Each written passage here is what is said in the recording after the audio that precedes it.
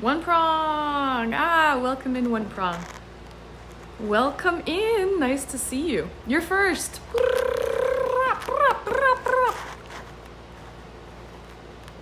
All right. Guys, I'm here and it's really weird. I've been here. Hi, Irav. Welcome in. I like it when you call me queen. Guys, I'm here at a National Historic Site in Canada. It's the second largest National Historic Site in the province of Ontario. Hi, Chaz. Welcome in. So we are here and we are solely here. Hi, Yukiko. Welcome in, Yuki. There's nobody here at all. I've been here for 15 minutes, hoping somebody comes in, like a worker, an attendant, and there's nobody. Hi, Theus. Welcome in. We are at Bruxton. It's a National Historic Site in Ontario, Canada. And it has to do with the Underground Railroad. Hi, Chaos. Welcome in. So, yeah, it basically has to do with African American slaves that were trying to escape slavery. And there was a reverend that used to be a slave owner. Yeah, Night at the Museum, indeed. It's kind of creepy, to be honest. I mean, I just got here, Theus. I've been live for 2 minutes. You ask good questions. I don't know those answers yet, but we will find out together, Theus. We will find out together. Yeah, so first things first. I just arrived. I came in. I took a little peek around. I'll show you guys around. Let's go for a little walkie poo. I don't know if I'm in the right building. I think I am. There was a big welcome sign outside. Let me take you through the rundown, okay, guys? So, I came in through these doors.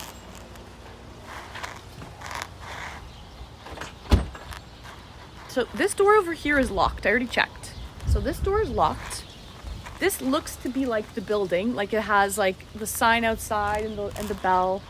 And then there's on this wall here, it says like Visa, MasterCard, because I have to buy a ticket. It costs money for admission, right? I think that was the last time the Leafs won. Yeah, Theus, listen, 67? Take away 100 years and you're about right, Theus. So there's a big welcome sign on the door. It says the hours, the price of admission, and then there's a raffle going on. So I came in, right? I'm dead serious, guys. I've been here for 20 minutes and there's nobody. So I shut the door. They have one of these sign thingies, with advertisements and brochures of local businesses, and tells you about look, there's a pamphlet, the Underground Railroad. Okay, this is probably good. I might keep this. I might keep this one. There's Josiah Henson, a Museum of African Canadian History. Just a bunch of pamphlets and stuff, right? Thank you, Yuki. Always a pleasure to have you here. So I came in, right? And there's a bunch of items in glass cases. Self-guided tour instructions. It is self-guided, but I still have to buy a ticket, right? So, there's washrooms and stuff down here. I already used the restroom. Maple Marie! Welcome in, Maple. I already used the restroom. And then there's an auditorium as well, where you can sit and watch a movie and stuff. By the way, they do tours and stuff here. Wow, look at this. Okay, we'll get to this. We'll get to this. Maybe, Theus, this is how some of the slaves were transported. I don't know. Oh, they have bunks and stuff over here. Oh, they have a bunch of African... We're going to get to this. Hi, Braden. Welcome in. You in my area, Maple Marie? I'm in Chatham, Kent, the Underground Railroad. It's a National Historic Site. It's called Bruxton National Historic Site, second largest historic site in Ontario. A-OK, greetings and welcome. And hi, James, welcome back. Happy Wednesday. So look, they talk about, this is all about slavery. Basically what this was is there was a reverend, a previous slave owner. Look, these are the bunks that I guess some slaves slept on. So previous slave owner, take this in though. We're going to learn about it. I don't exactly know where to start, but he bought a bunch of land. I think it was something like 850 acres. Hi, Andrew. Welcome in. He bought about 850 acres or something crazy like that. And all of the slaves that wanted to escape in the States and everything, he got them transported here, or they somehow found their way here. And they bought land. He gave them a certain time frame to pay for it, but he fronted them the land to live, and they made their own settlement with all African American slaves. And yeah, he gave them, I don't know how many years, I think it's like they could buy like an acre or two on their own, and he gave them X amount of time to pay for it. Yeah, so it was basically like an ex-slave community here with stores, school, like basically everything you need. It was just a community for African American people in the 1800s when slavery was still happening in the States. And then what happened, Flair, greetings and welcome, Flair, welcome in. That's so amazing, isn't it? And yeah, so African Americans were still being enslaved, in the States. And keep in mind, guys, this was an ex-slave owner, Reverend, I have to find his name, something. But yeah, he basically made refuge and allowed for people to build their own community here. Then when, I guess it was the community was, I don't know, there's a quilt here on the wall, 1874 to 1876 to 1976.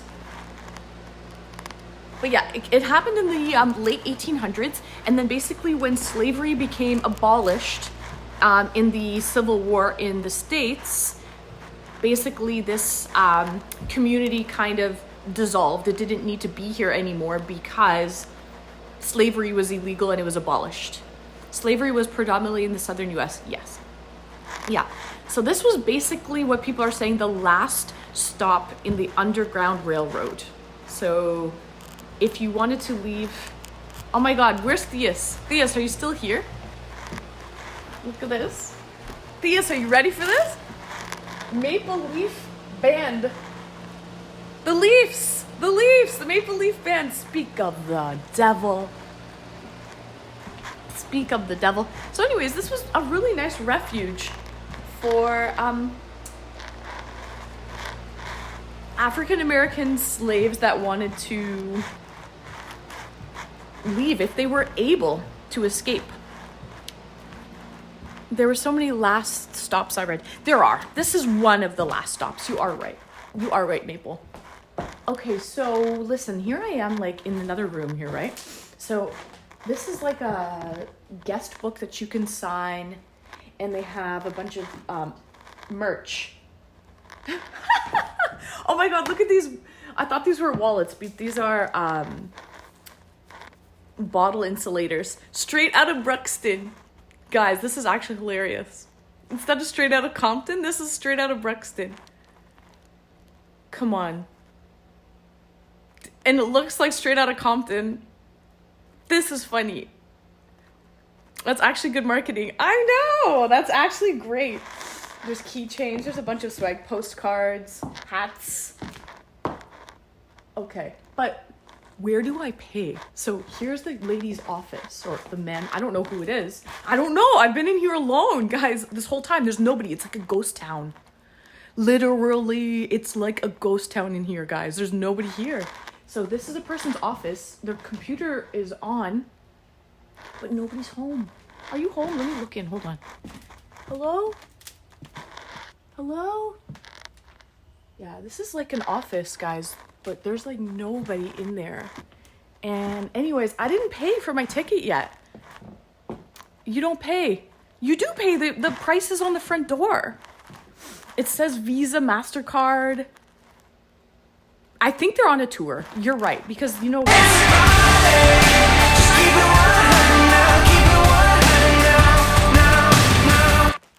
Welcome in, Sebastian. Thank you so much for the bits. Sebastian, thank you for the gift sub as well. Let's go. Why is the music not working for the gift sub? Regardless, your name is written clear as day there. Thank you, Sebastian. Thank you so much. I appreciate you. So, yeah, I bet you are right, A-OK. I think they are on a tour right now. I think schools and things come here. And there's a lot of different buildings because, guys, this was a community. So there's a schoolhouse, there's like a church, there's a bunch of big buildings. You heard it? Oh, I didn't hear it. It didn't come through on mine. It did for the bits, though. Hi, Hawker, welcome in. Becca's here. Woo! Becca, welcome in, Becca. Hawker, welcome in too. You're late. You're late for a very important date. All good. Greetings. Welcome in. All good. Nice to see you. So, you're late. Nobody's here. What do I do? Do I just start on my own? I feel really awkward. I didn't pay yet. Like, I'm not ready to start the show if there's nobody here.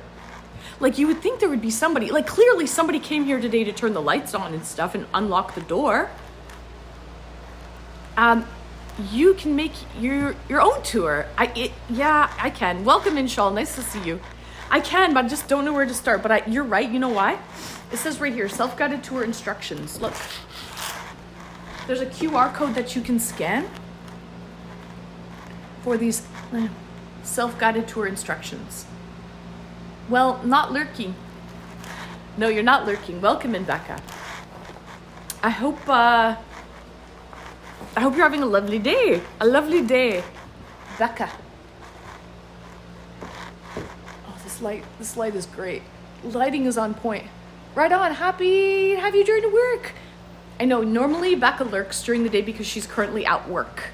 But I know Retro is sick today. So, thank you, Becca, for checking on us to make sure that we're all here. One Prong was first. So, kudos to One Prong. He got the applause today. Stand behind the counter and act like you work there. Oscar, we got a whole damn year? Yeehaw!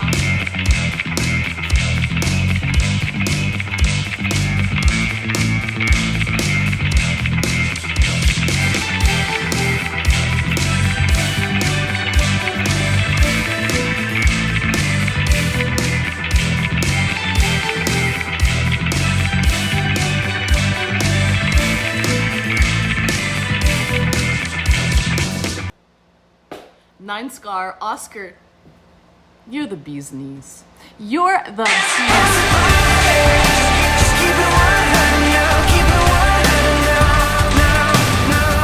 Maple, thank you. Do we have a hype train? Hype train! Choo choo, all aboard! Chugga chugga chugga. All aboard for the last stop at the Underground Railroad. Hop on the train. Thank you so much, Sebastian Shaw, for getting us started. Thank you, Oscar, 9 Scar, for continuing, being in the middle, the little middle. And Maple Marie's the caboose. Choo choo. Booters, welcome in, Booters. How are you? Nice to see you. The Underground Hype Train. Yo, this is fucking epic, guys. We're having an Underground Railroad Hype Train right now. Guys, we're here. Welcome in. I'm going to start. We're just going to do a little self-guided tour. I don't know where to start, but we are going to. The story about the owner of the land and what he did is really awesome. That's just what I read beforehand. I did a little research, Shaw, so I didn't come here picking my nose, not knowing what the heck is going on. And that's good because I don't know where to start. Like when you walk in the front door, right? When you walk in, the lighting here is on point. But Like it's just, you don't, it doesn't have, doesn't explain where to start. But I'm just going to start. Yeah, so he was an ex-slave owner too, Shaw. He was a reverend. Guys, please Google his name. Do me a favor, please. Google his name. Reverend, it's going to drive me crazy. Beer and beer. What's disgusting?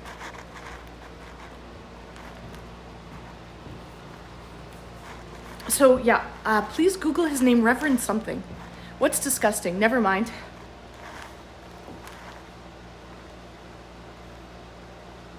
Are you a first-time chatter? Your name doesn't look familiar. Midnight, good afternoon. Good afternoon, Midnight Games. Welcome in, welcome in. But that's actually cool. Important part of history right there, Anne. I know.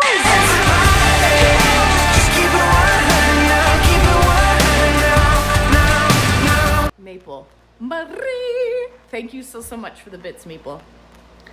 Thank you, thank you. Yeah, guys, we're here. We're here. Underground Railroad.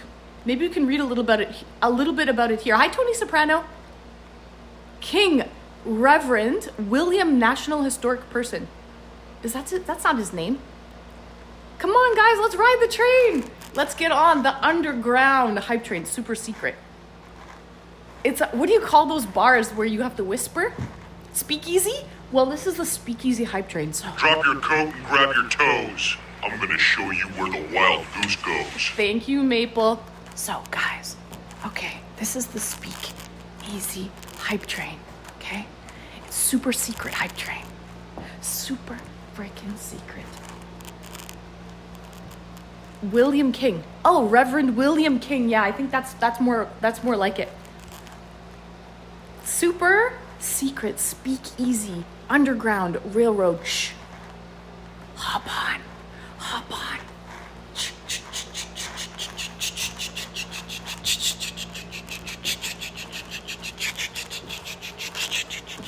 This is like a horror film. This is like a freaking horror film. Okay, the music sounds like Jason or something. All right. But yeah. Sorry, guys. I'm just hype because, well, it's not every day you walk into a National Historic Site of Canada, into like history, into a museum here with quilts. Look at this beautiful furniture. Becca! She just hopped on the super secret.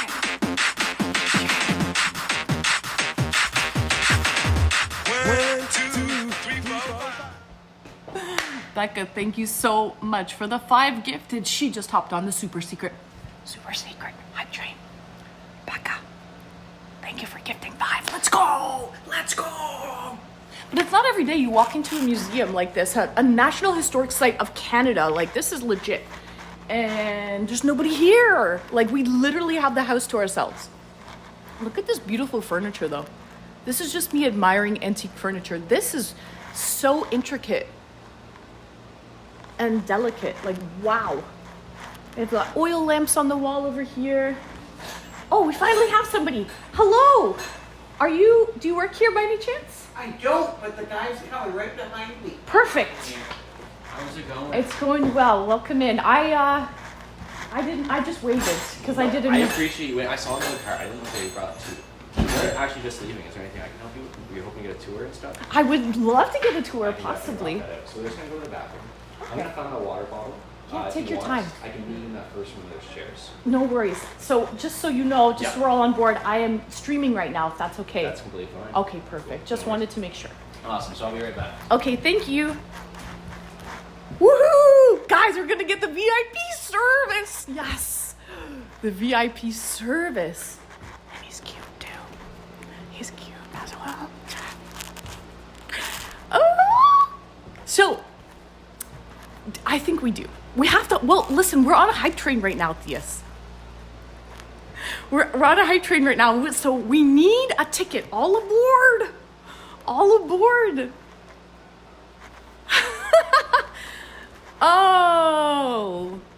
Oh, you little dingle hoppers.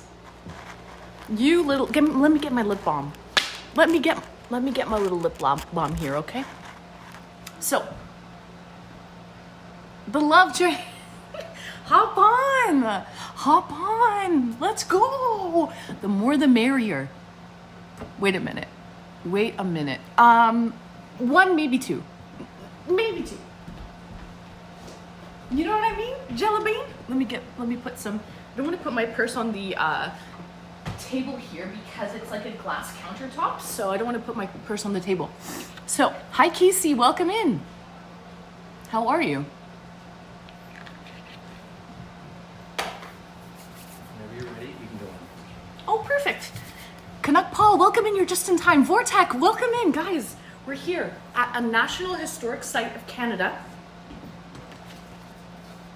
He's really cute. So, the National Historic Site of Canada, and we're at the Underground Railroad. Okay?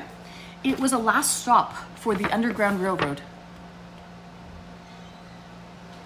So, all right, let's go, guys. Oh. So, I'm actually so glad that we're going to get a nice tour and figure out what's really happening, because I don't actually know where to start. That's okay, don't worry, it's facing me. Oh, good. Yeah, it's facing me. It was, but I didn't want to make a noise. Yeah. Take care, ladies, have a good day. Okay, guys, let's go.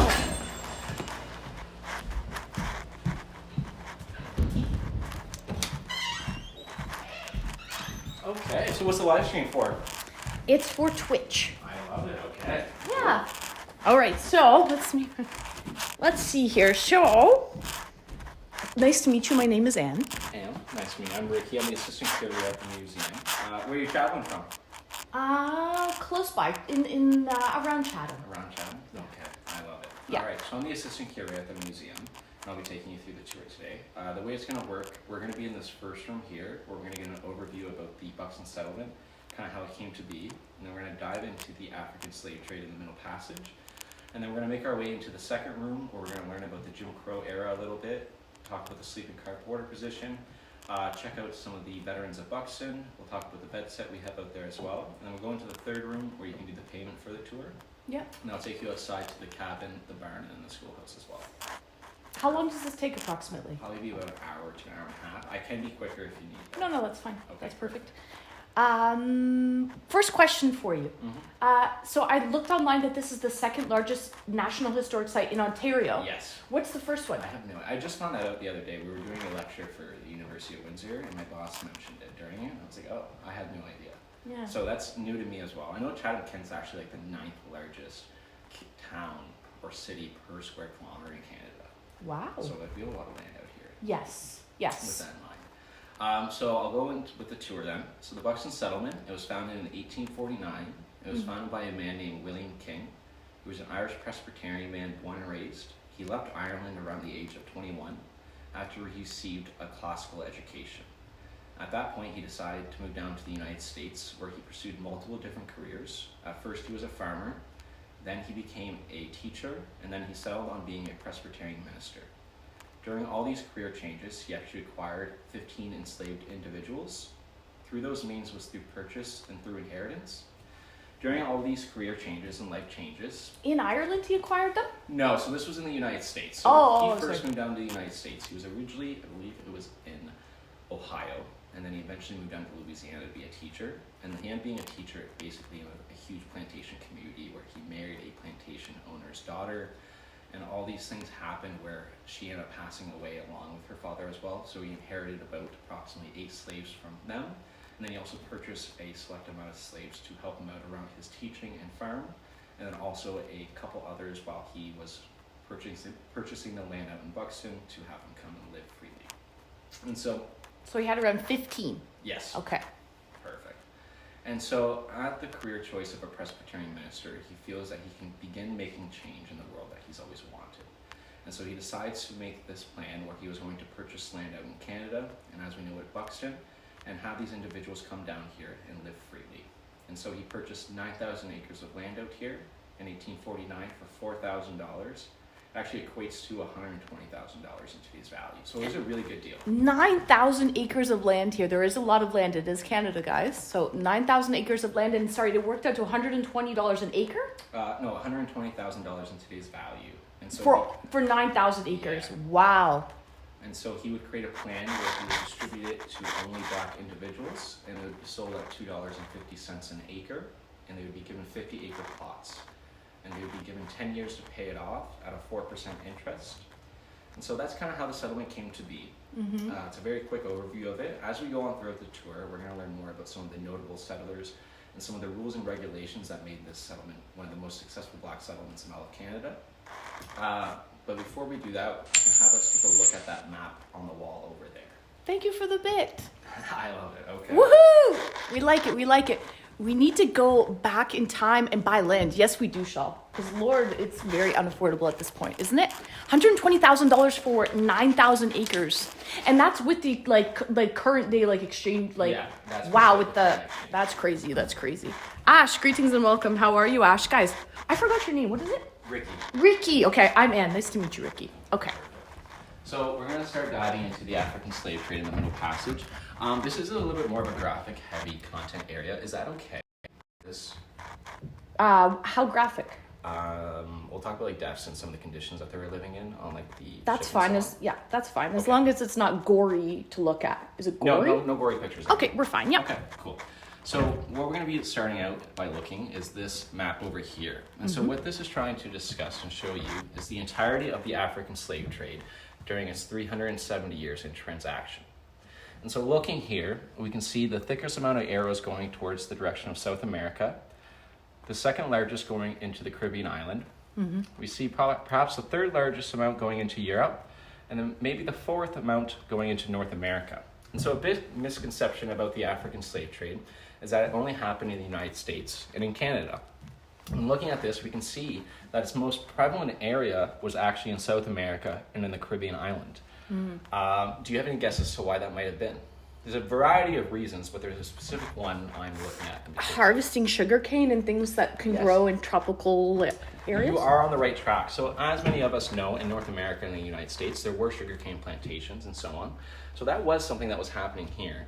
But the benefit of South America and the Caribbean island is that it was able to have year-round agriculture at those plantations. And so it was able to turn at a much higher profit. And so when, for example, the English was heavily involved in the African slave trade, being one of its largest investors, and had colonies all around the world, there's a specific reason they chose South America and in the Caribbean islands to send a lot of their slaves to. And it's because they were able to work on these plantations year-round and turn over a much higher profit at those regions. It can be due for a variety of other reasons as well. For an example, being Portugal was one of the first countries to be involved in the African slave trade, so they did have a head start on the industry as well. So this is a very broad overview of it. Hence Brazil. Yes. Portuguese influence. There you go. Okay, guys. And so this is a very broad overview of it. We're going to go into a more individualized look at the experience. And so if you want to follow me over here, Okay. we're going to look at what's referred to as the gates of no return. And so these are replica gates. The real ones would have been much more taller, very thick, and not as easily movable.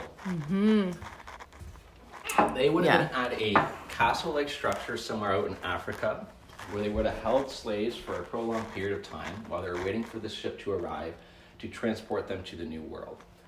And so these gates are something that they would have walked through as they were about to depart onto the ship. The reason they're referred to as the gates of no return is because once individuals would walk through them, they would never return back to their old life again. So we'll take a moment to walk through here. So once they would walk through the gates of no return, as they were doing that, they would be chained together, and then they would be put onto these bunks here. Oh my. They would be chained together? Yes, into groups. How large were these boats? These boats, they were a variety of different sizes. There weren't really too many great documentations of how many individuals truly were on a lot of these ships until after 1780, the Dublin Act got passed, where they started regulating a lot of the slave ships within the British government. And so at that point, they actually had to put a cap at the number of individuals they could take on board in regards to the safety measures as well. And so, Are these handcuffs or are these for your legs? so like these shackles? here are actually shackles that were found on a plantation out in the United States. And so these are original shackles. And so these would have been Wow. on your ankle. And so these are an example of what the individuals would have been chained together with. So they would have had their ankles chained there, and then they would have had another chain attaching them to the next person next to them. And so not all of the ships would have had these beds made, or these bunk beds. Many of the ships actually had the individuals lying side by side in a fetal position. For the ships that did have bunk beds, they would chain them together and force as many as they could into these bunks. And so I kind of relate it to be about the size of a single bed. Mm-hmm. And so I'll have you guess about how many people they typically would try and force into just one row of the bunk. You don't have to do math for all three. You want to take a guess? 6. Wow, that was a really good guess. It was approximately about 5 to 7 people. So total, about 15 to 18 people. With these conditions, and in many of these ships, it would be very harsh. They would have nowhere to eat, sleep, or do anything by their own means. Oftentimes, these bunk beds is also the place where they'd be going to the bathroom. And so they would have to sit in their feces and urine. Oh, goodness. There would be no bedpans, nothing. No. No. And so oftentimes the crew members perhaps would go down once a day if they were fortunate and actually wipe down and clean off these bunk beds to try and make it more suitable for them. But due to the number of people that they actually had on the ship, they were not able to keep up with it. And so many people would get sick. And so what the captain would do, and what the surgeon would recommend, if one person from the row of 15 to 18 got sick, in many cases they would actually throw all 15 to 18 overboard. Oh my God. And they would do that to try and stop the spread of sickness from going around the ship. And the captains of these ships, oftentimes they had insurance over many of there individuals since they were their property, quote unquote. And so when many of them would perish, they simply would claim the insurance and turn over a profit that way. Was there insurance fraud? Most likely 100%. Oh my God. I would almost guarantee. Oh, I should not be laughing, but No. I'm just trying to relate it. Just great, welcome in. I'm just trying to relate it to like I forget. if there was insurance on these slaves, how much approximately was each slave There's purchased been for? each slave purchased for. So when they would go down into Africa and purchase many of these slaves, it would be a variety of different prices. So they could have purchased them for gunpowder, different materials along those lines. But also I've seen documentation that said people have been purchased for $14 and $15. Oftentimes, though, the insurance would have been up to $100 to $200 per individual. Oh, okay. And that's because when they were brought over to America, individuals that were from the continent of Africa, they were deemed at a much higher value compared to the ones that were born in the United States through the slave trade. And so the commodity of them and the price value really differed as well. And so the insurance was a heavy reasoning why this industry was able to continue on and be a thriving industry for over 370 years. Wow. And so about 2 weeks before they arrive, actually before we get into this, we'll have you guys look at that map over there, or the poster I should say. And it says over a period of 350 years, the Middle Passage claimed the lives of approximately 1.4 to 2.4 million Africans. And so that's a very conservative estimate. It's actually probably closer to 6 to 8 million. And those are just the numbers of those who perished along the voyage to be taken to the plantation and the New World as well. Wow, that's crazy. To compare that I'm not even trying to get political, religious, any of that, guys. In the Holocaust, how many Jewish people perished in the Holocaust? Maybe like 20 million or something? 6 million? Yeah, I think I saw like on Twitter that recently it was about 12 million Jews that did perish, and I think I've seen like an argument that there were 6 million Jews that perished in the gas chambers, but I don't know if that's a factual, so Because they don't have a lot of documentation to really count it. But just to compare that for you guys, in the Holocaust, which is talked about, so much, poor people, but approximately 12 million Jewish people perished in the Holocaust. But this was crazy. But because back then the population was a lot smaller as well too, right? It was not as large. That's nuts. Just in the transport. And I like this depiction here of how people were literally like stacked like sardines in a can, on the ship. Even in the center, they really didn't waste any space. Okay. And so about 2 weeks before they would arrive in the New World and get prepared for the auction block, what the captain of the ship would do in some cases would actually begin feeding a lot of the slaves on board fruits, vegetables, very healthy, nutritiously dense food, and even allow them to be on the top of the deck for perhaps the first time in months, many of them. No. They would be doing all this to have them look more healthy and vibrant and ready for work. Then once they would depart off the ship, they then would get categorized into male and female, and then they would be prepared for the auction block. And for males, they would be lathered up in pig grease and oil, and that was to show off their muscular structure. Oh my God. And that's because they were valued at their manual labor. Females, they would have been invasively inspected and asked very invasive questions, and that's because they were valued at their reproductive capabilities. Any woman that was enslaved, that gave birth to a child, that child would be born a slave as well. Mm-hmm. And so once someone was sold off, they then would be branded. And so I kind of relate this to the exact cattle branding that's going on in today's world. Mm-hmm. And so we have a replica brand iron over here, but it still holds the same premise. And so once someone would have been sold, they would have been branded with the initials or emblem of their new owner. For males, it was common for them to be branded on their forehead, their cheek, or on their tongue. Mm-hmm. For females, they commonly would be branded on their chest or on their back. Forehead, cheek, or tongue? Yes. One of the Wow. main reasons a lot of males would be branded on their face rather than other body parts is because they didn't want their body to be infected and prevent them from working. In a lot of cases, when they would get these brands on their arms and so on, when they would get infected, the only means that they had to help prevent the infection from spreading would be to actually amputate their arm, which for males would heavily devalue a lot Yeah, of them. yeah, that's true. Is this a real brander that's used for the slave trade, or just like That any? was just from an animal. An from animal, bucks. yeah, okay, So okay. that was never used on anybody or anything like that.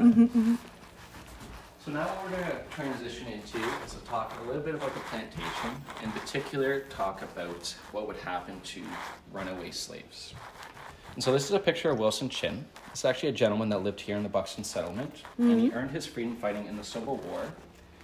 And he wanted that picture taken while he was out in New York so he could demonstrate the restraints that were put on him after he attempted his third escape.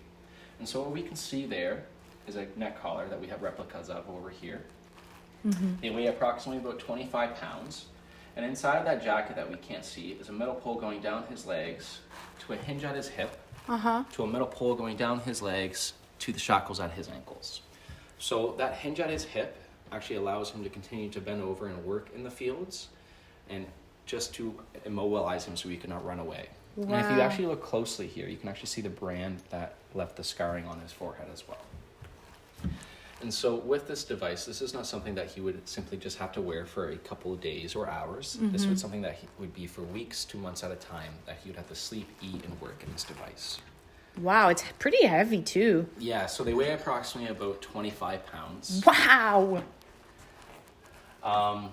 Another form of treatment that is very mainstream within media is the whip. So something that is very known that they would do with the whip actually is coat it in salt and dip it in salt water.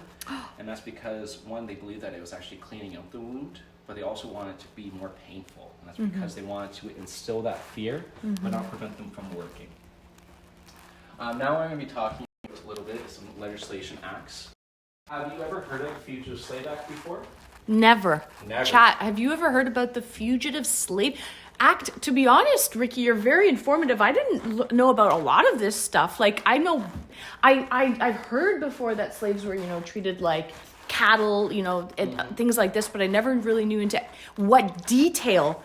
Like, literally, this is like a cowbell that people had to wear around their neck with 3 bells so that it was like, they couldn't really escape. They were loud all the time. Hi, super, welcome in. But no, sorry, Ricky, to answer your question, I've never heard of the Fugitive Slave Act. Okay, so when people do know about it, I find that they primarily only know about the Fugitive Slave Act of 1850. But what many people don't know is that when that act was first introduced, it was actually in 1793. And so what that act was an introduction of, and when it came into effect, was due to the southern states complaining that their property, these human beings, were running off to the northern states where many of the free states were. And they were living there freely, and there was no system in place to have their property returned back to them. And so, with the United States government, they passed an act in 1793 that allowed for bounty hunters to be hired on to try and capture these individuals before they would make it to the free states. And so for the next 60 years, throughout the United States government, bounty hunters would be seen all throughout trying to capture many of the runaway slaves that were all throughout. And due to the complaint by the southern states continuing on up until the 1850s, the United States government decided to revamp the act and even give more power to the southern state owners, or southern plantation owners. And so now these bounty hunters were able to cross any of the free states and go to any territory and return any of these human beings back to their quote-unquote owners. And so the reason the Fugitive Slave Act of 1850 is such a heavy talking point in regards to Black Canadian history is because when that act got revamped again in 1850, this is when we saw a huge migration of many Black Americans, free and enslaved, start migrating into Canada looking for a better life and for refuge.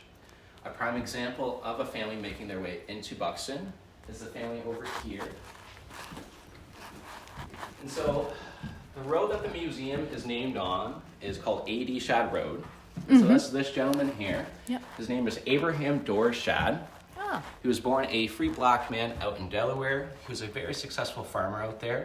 And he was also a conductor on the Underground Railroad. And so that means he used his home as a safe havens place that many individuals could make a stop at along their incredible voyage on the Underground Railroad into Canada. Oh, Ricky, one question. Someone did ask earlier, Theus, to answer your question, how did a lot of these slaves get transported to this safe haven, refuge? So there would have been a lot of secret abolitionist members and like conductors and a whole bunch of code words that would have been used throughout this entire system. So like the term conductor, a lot of people get confused with the Underground Railroad as actually being a train station and the stop. And, and that's because of these terms. And so they would have been using a lot of code words to actually have people know that they could have stopped at these certain locations.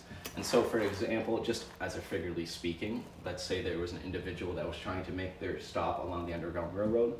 You could say that you could go see the conductor out in Delaware at this location, and they would be able to have this very hard journey trying to navigate at nighttime all the way into Delaware to make that stop where they could have a space to say that it's safe. Does that kind of make sense? So, like, were they hitchhiking? Were they? It wasn't really hitchhiking. It was basically moving in at nighttime and following. So, the North Star. That's kind of like the entire premise of it. So, a lot of these individuals would have followed the North Star out in the sky, and that would have led them out into Canada, which would have been Buxton. So, Buxton, the settlement and museum that we're at right now, is one of the final stops in the Underground Railroad. And so, when people would have been making this incredible voyage, trying to find all these stops along the Underground Railroad, what would have been really guiding them is the North Star out in the sky. That's amazing. Swede. Welcome in, Swede. Wow. Follow the North Star. I hear all these things all the time. I didn't really realize that had anything to do with the Underground Railroad. Yeah, so if you see like any of like the Chatham-Kent, so Chatham-Kent actually has 3 Black historic sites. So we have the Buxton National Historic Site Museum, the Chatham-Kent Black Mecca in Chatham, and then in Dresden there's the Josiah Henson Museum. And so that's the reason for our area being such a huge Black population in the Underground Railroad era is because of that North Star and following. So it's cool little connection there. Interesting. So A.D. Shadd, he was born a free Black man out in Delaware, conductor on the Underground Railroad, and is a very successful farmer. But in 1853, he actually wrote in his journal that he simply could not take living out in the United States anymore. He was looking over his shoulders every single day, not knowing if his wife and kids were going to be safe or be taken from him. And so he decided to make his move into Canada, and he eventually settled into Buxton. While he was here, he created history. He ended up becoming the first Black man in Canada to be elected to a political office, serving as a councillor of the Raleigh Township. Wow. So very impressive. And for all of his life's work, Canada Post celebrated him in 2009 by giving him a stamp during Black History Month. So I've been getting into stamps since I've been working here, so I love that. His family is very notable. The most famous of them all, though, is probably Mary Ann Shadd Cary. Have you ever heard of her? Never. No? Okay, No. so if you're going to take anything from this entire tour, there's lots of good stuff, but Mary Ann, you should definitely dive into more. I would say she's a incredible pioneer in regards to women's history. Oh. And so she was the first Black woman in North America to own her own printing press company. And so that was called Provincial Freeman. And so we have a copy of it over here. Cool. And so this would have been released in the 60s. This would have been heavily discussing a lot about the Black issues that were happening all across the United States and in Canada. And a lot about the Black accomplishments as well. And a lot about these Black settlements that were popping up all around Canada as well. And so this was a huge source of information for so many Black Americans and Canadians all over. Not only this, she was heavily involved through her newspaper with the women's suffrage movement. She was a huge advocate for many females to actually get a job, open up your own bank account, be educated. You can do anything that you want to do by yourself. You don't have to be so reliant on your husband. Woman Power, was it published quarterly? Yes, so great observation. So when it was first released, because it was so much work to actually print these out back in the day, it was just released quarterly. Eventually, she was able to release it every Thursday. Weekly? Yes. And guys, so I'm originally from Toronto. I moved to this area around 6 months ago. Okay. So, but I'm born and raised in Toronto. So I've been to Black Creek Pioneer Village, okay, where they have like the printing presses and you can actually see how the presses worked and It's like really work. it was really, really cool to see, and there was a lot of work involved in like printing newspaper. So eventually what ended up happening when she was working by herself and really doing this a lot by her own, that's when she wasn't able to actually get this printed as much. But when she started kind of getting this business to be bigger and bigger, she was able to get more support to help her out. So that's kind of how she was able to get it released. This era where she was printing actually in the 1860s is where Mind Your P's and Q's came from, fun fact. So when they were putting these down, they would have a little rectangle box that they would spell out their sentences. And so the letters are so small that oftentimes they would mix up their P's and Q's.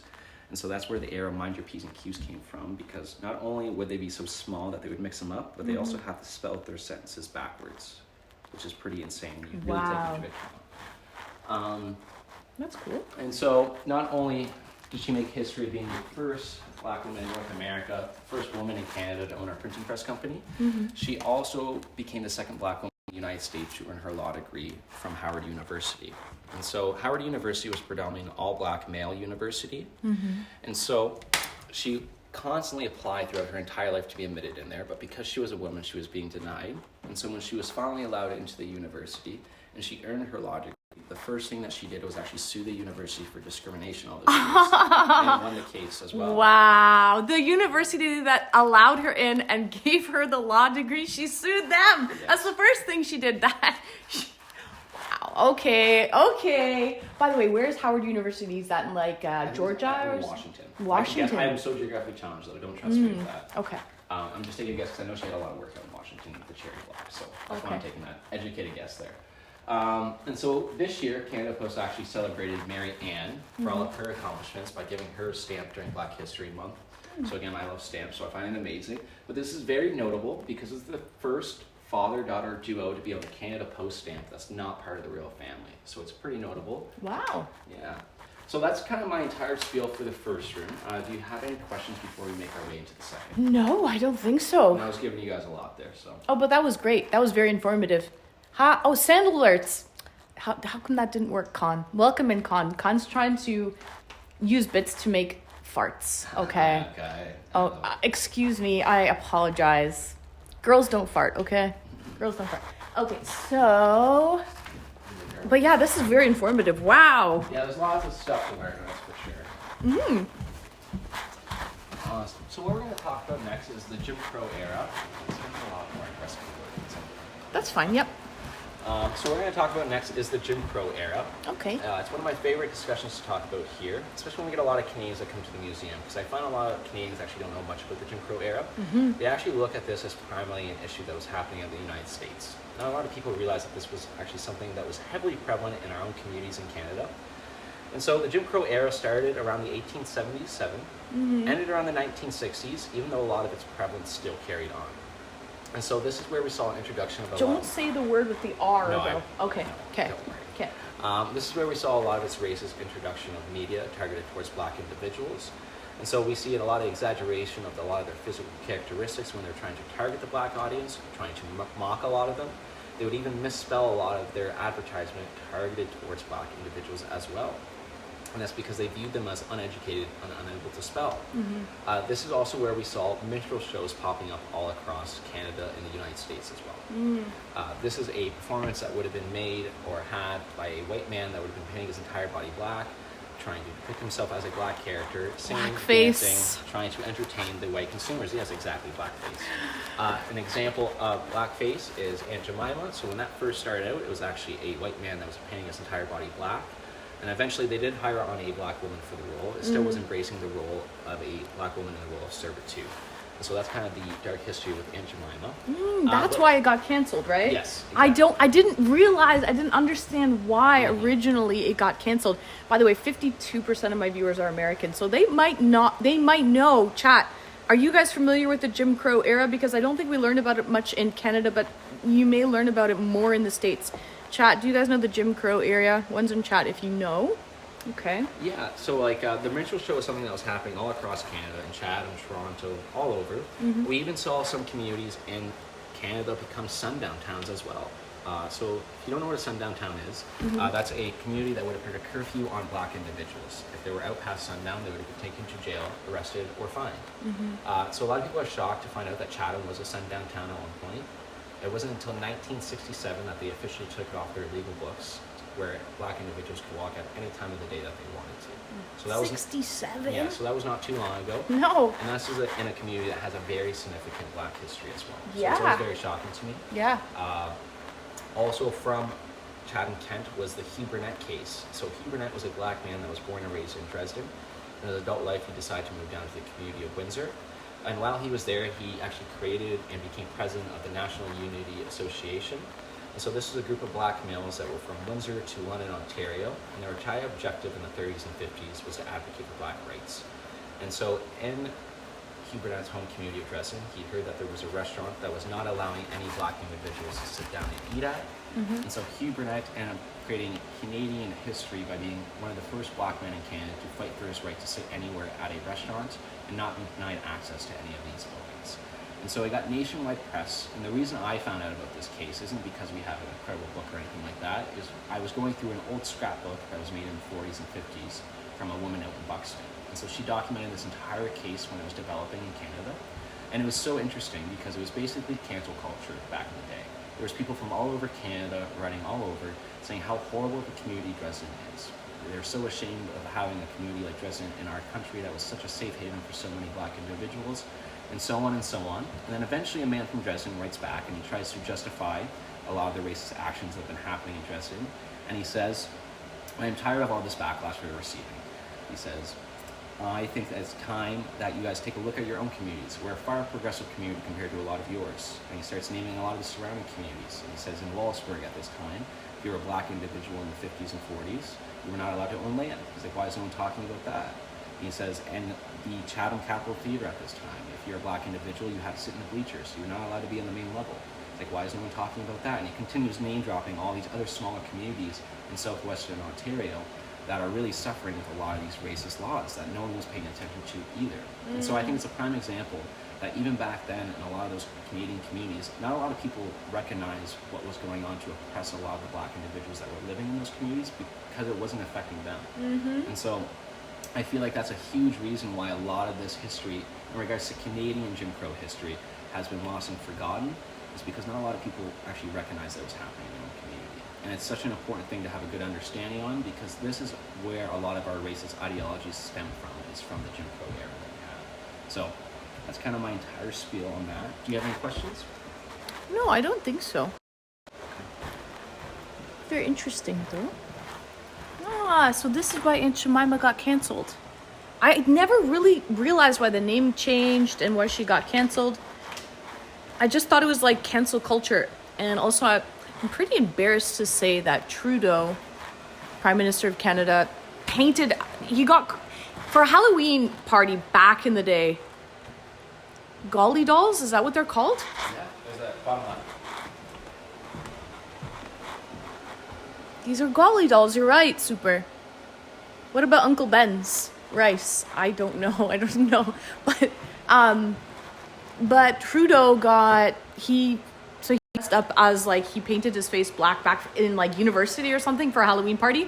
But this picture emerged of the Prime Minister of Canada dressed up blackface. I mean, at the time, he did not realize he was going to be Prime Minister. And it was a little more, there wasn't as much cancel culture going on at the time, but, you know, how ironic that the Prime Minister of Canada dressed up blackface himself. Yeah, hi, hooligan, welcome in. I'm not sure about Uncle Ben's, but that might be one too. I'm not sure also, but there's also like a lot of other cancel culture that happened with like Looney Tunes, like, what's his name? Speedy Gonzalez and his brother Slowpoke Rodriguez, they got canceled. Like so many. Gibbs. It's very Canadian. Well, it has to do with a lot of Gibbs, welcome in. We are at the last stop of the Underground Railroad. It's a National Historic Site in Canada. It has to do with black slaves, American black slaves that were able to leave and live. There was like a community that was built here. And so a lot of slaves, seek refuge Yeah. here. Anyways, but welcome in, Gibbs. Okay, that's not like when there was somebody obscure old cartoon too that got kept. Yes, a lot of them. Okay, sorry, Ricky. We're with you. I love it. With you. So what we're going to be transitioning into now is to discuss the sleeping car porter position. And so not a lot of people know about this job, but it was heavily important for the black male culture in North America. And so this was a job that was invented by this man, George Pullman, who was an American businessman. And as the rail line was getting put all across North America, he wanted to take advantage of this and create a luxurious type of transportation to try and attract the rich white audience that were living out in the United States and in Canada. So between the 1860s to 1880s, throughout North America, he would hire on black males to work in the role of servitude on these trains. And so if you're taking a modern day train service, like what we have in Ontario is called Via Rail, you would see what a modern day porter is, or what he envisioned. It would have been those gentlemen that are walking with the food carts trying to sell you a bite to eat, maybe helping with your luggage onto the train. That's not what George had expected out of these men. They would be expected to work up to 18 to 24 hours a day, 6 to 7 days a week. Oftentimes they would have nowhere to eat, sleep, or do anything by their own means. And they didn't have their own name. They would be referred to as George, and that's because on the plantation, the enslaved individuals would be referred to by their owner, and since George invented their position, they would be referred to as George. And so when I have some schools come down here, and they start learning about all this unfair treatment that many of these men were dealing with, and they find out that this job really started in the 1860s, and it wasn't until the 1930s that they were able to get a union to fight for their rights and benefits while working. So why did a lot of these men continue to deal with all this discrimination? Well, a lot of people are shocked to find out when you start diving into a lot of these men's history, you'll find out that a lot of them were actually highly educated men that were just never given an opportunity to actually showcase a lot of their capabilities. When they would apply for some jobs that even if they were overqualified for, they would be discriminated against. No one wanted to hire a black male during this time. So when this job came around, it was actually such a huge opportunity for so many black families across North America to have a consistent paycheck on a bi-weekly basis, even if it was at a far lower wage than what a white man was getting paid. And that's because a lot of these men, if they didn't have this job, the only other source of income that a lot of them would have been able to have would have been through agricultural work, which is not as consistent as a paycheck on a bi-weekly basis, even if it might have been lower some weeks. So speaking about how a lot of these men were never given the opportunity to really showcase a lot of their abilities, I'll speak about one of the men that actually were. And so Ron Alexander here, he was able to attend the University of Western through military benefits to attend the school there. And while he was in his third year of his program, during the summer, he decided to work as a sleeping car porter to make some extra money. And while he was working as a porter, he actually met the National Film Board of Directors' wife. And through some discussions with her, she was really impressed, and she actually offered him a job to work for her husband. And so he decides to take that risk, and he actually drops out of university and works for her husband. Fast forward about 10 to 15 years, he actually gets credited with making over 250 films. He ends up creating and patenting a soundtrack mixing device that is still in use today. No way! Travels around the world showcasing it. And then he actually gets invited, I believe it was in the 80s. I might have the years wrong, but I believe it was in the 80s. He gets invited out to Stanford University to be a guest speaker for an event that they're hosting. And they end up being so impressed with him that they offered him to be a full-time professor at their university without having a bachelor's degree. In Stanford? At Stanford. And then Wow. he worked there for over 20 years. Wow! And so his story is really incredible. And it's just a prime example of what could have been accomplished by so many of these men if they were just finally given the opportunity to showcase what a lot of them were able to. They were also responsible for the uniform, so we have an example of it over here. If anything were to happen to their uniform, that could be grounds for dismissal, so that would have been very stressful at that time for sure. And again, the entire premise of this role and what George had in mind was to have these men in the roles of servitude, kind of what many of these southern white passengers would have been used to back in the day, having these men in the roles of just caring for all their basic needs. Over here, we have a slight section of Veterans of Buxton that we set up for Remembrance Day. So we have a lot of great artifacts in here. In regards to one of my favorite individuals, or two I should say, Lester Bub Brown and Corporal John Arthur Shreve Alexander are two remarkable individuals. They actually were some of the first Canadians that stormed the beaches on D-Day. And they both survived and lived to tell the tale about their incredible journey in World War II. A lot of incredible history on those two individuals there. Over here, we actually have a gun. So the gun that's facing me is made by the first black gunsmith in Chatham. His name was Gunsmith Jones. He had an incredible life story, so if you guys wanted to look him up, I would really recommend it. He lived in Chatham at a point, and he actually was deemed one of the top 10 best gunsmith in Canada at that time. So it's an incredible piece of history right there. Master Meatball, welcome in. Ear off, have a good day. So over here, we'll transition into the bed set. So the bed set is actually owned by William King. So that's the gentleman that founded the settlement. Here's a picture of him. I was admiring this earlier. This is Yes. beautiful. So it's one of our oldest items that we have at the museum. It was built in 1841. And it must have been important to William King because this bed set is the only two items that he actually brought down to the Buxton area with him. And so this was gifted to him during his wedding by a plantation owner. And so we keep it on display, one, to show off the craftsmanship capability of those who made it, and also because it must have been important. And if you actually play with the headboard and the lighting, you see an eagle that's faded over time there as well. So it's pretty remarkable. You might step more far back. Oh, I see it. Yes. But it looks like wood grain eagle. That's so cool. Yeah, so it really So that's why he picked that piece? Because it looks like an eagle? I don't know if that's why. It was gifted to him during his wedding. Oh, So- yeah, that's true. Well, maybe that's why the furniture maker... Yes. And Yeah, so selected it must it. have been important to him. Yeah. When we go into the cabin, you'll see a much more standard version of how the settlers were sleeping. So, yeah. So did he live on the grounds here? Like in his own... I don't know the exact years, so I'm gonna be off, but I'm gonna give you an estimate of what I think I remember. I think he lived in the Buxton settlement for about 15 years, and then eventually he moved into the community of Chatham. Oh, Yes. okay. So now we'll go into our gift shop area. We're looking for the tour, and I'll take you outside. This is a cool little game called Whatchamacallit. So you just take some guesses of what the object could be, flip it over, and then it'll tell you the answer. Oh, this is cool, chat. This is so interactive. I like that. Okay, cool. Guys, let's play this game for a couple minutes. Okay, guys, here we go. Hold on, let me show you. If you want to do that, I'll go to the bathroom. Oh, yeah, sure, no worries. Take your time. Okay, so guys, this game called Whatchamacallit. Object number 4. Okay. What do you think this is, chat? Any guesses? I think this is a blade, a dagger with a sheath. Now, this sheath looks like it's like, I don't know, maybe from Africa or something, the way that the engraving and the carving is on it. I would say that's what number 4 is, a dagger with a sheath. And the sheath is probably from, like, Africa. Number 14.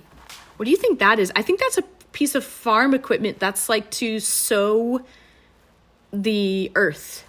I think that's like a not an arrowhead, but like a metal head for the farm equipment. So it would be attached to like a wooden pole or something to farm and till the earth. I also want to say some kind of sword or dagger. Maybe some scraper, maybe. You think this is a scraper? Yeah, for like the ground, I think, right? Okay, so let's see what... Guys, anyone else want to play? What do you think number 4 is? We're going to turn it over and read it. And then here's 14. I think 14, that metal... I think it has some type of farm equipment to till the earth. Okay, let's see what it is. Number 4. It's a dagger! Okay, I went into detail. It's a dagger. Number 14? It's an axe head. Oh, okay. It is a tool, but it's not for farming equipment. That's an axe head? It doesn't look very sharp. It's kind of rounded. Oh, the phone's ringing. It's kind of rounded. Hi, Bozo. I think that's what it was. Farming hoe? No, it's an axe head. Gummy.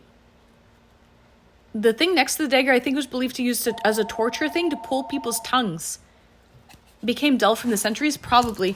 Pull people's tongues? This thing? Number 12, Gummy? That's what you think this is? To pull people's tongues? It could be like a primitive tooth extractor or something. Let's see, Gummy. It's a wire crimper.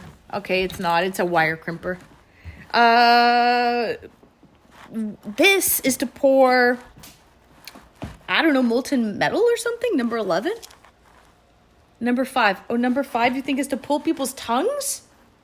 You really want that, eh? No, on the bottom. What? They really want the tongue pulled. Oh, they really do. Oh, yeah, they do. The bottom, Gummy? Okay, let's see. Number 5. I can show you something that they did use for tongue pulling, though, if that's what Those are sheep shears. Let's see. Oh, he does have something they use for tongue pulling, Gummy. You're actually in luck. We'll go back to the first one. So there was an instrument, I don't know how to play it, but there was an instrument called the Jewish harp that they would also use to pry information out of individuals on plantation where it was withholding information. And so they would clamp it onto their tongue and pull it to have them retrieve the information. So this is an example of what it would look like. Now, in regards to if this was actually ever used on anybody, this specific piece, I don't believe it was, but they would actually have this get clamped on the individual's tongue and then pry it to try and get information out of it. Because that's where they branded some people's tongues, right? So As they well, needed yes. to extract it a little bit. Wow. That's primitive.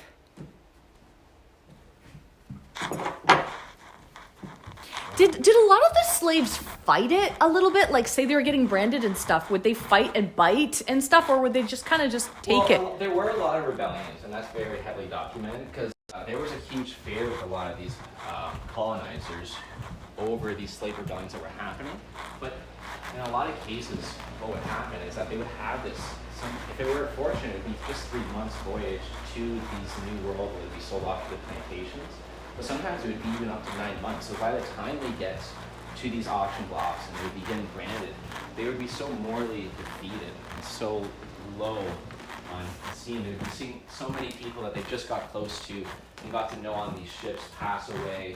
It would be such a traumatic experience. By the time they got into a lot of these situations, there wasn't a lot of fight left in a lot of these. Yeah, That's not to sadly. say that not a lot of them didn't fight back as well. The entire system was molded to try and take away any of their self-will, really, just to have them listen to everything that was being said to them. If you're ready, you can go Yeah. outside. Okay.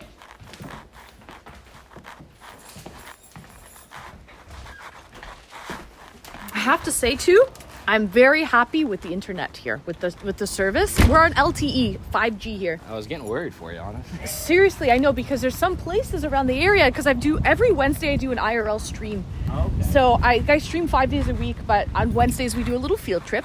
And so this summer I've been traveling around. This is so cute. This summer I've been traveling around the area and have realized there's a lot of places here in the country that have like no service, like 3G, and I can't end up streaming. I get to location and then I'm screwed. Yeah. Good. There's little planter boxes and everything, guys. Just to show you guys, look how cute this little cabin is. It's a little cabin in the woods. James, road trip. We do a road trip every Wednesday. At least we try to. I might hibernate in the winter. Thank you, Ricky. I might hibernate in the winter because, to be honest, I hate the cold. Oh, this is nice. Okay, let's see. So guys, what we're looking at here is called the Culver Henderson Cabin.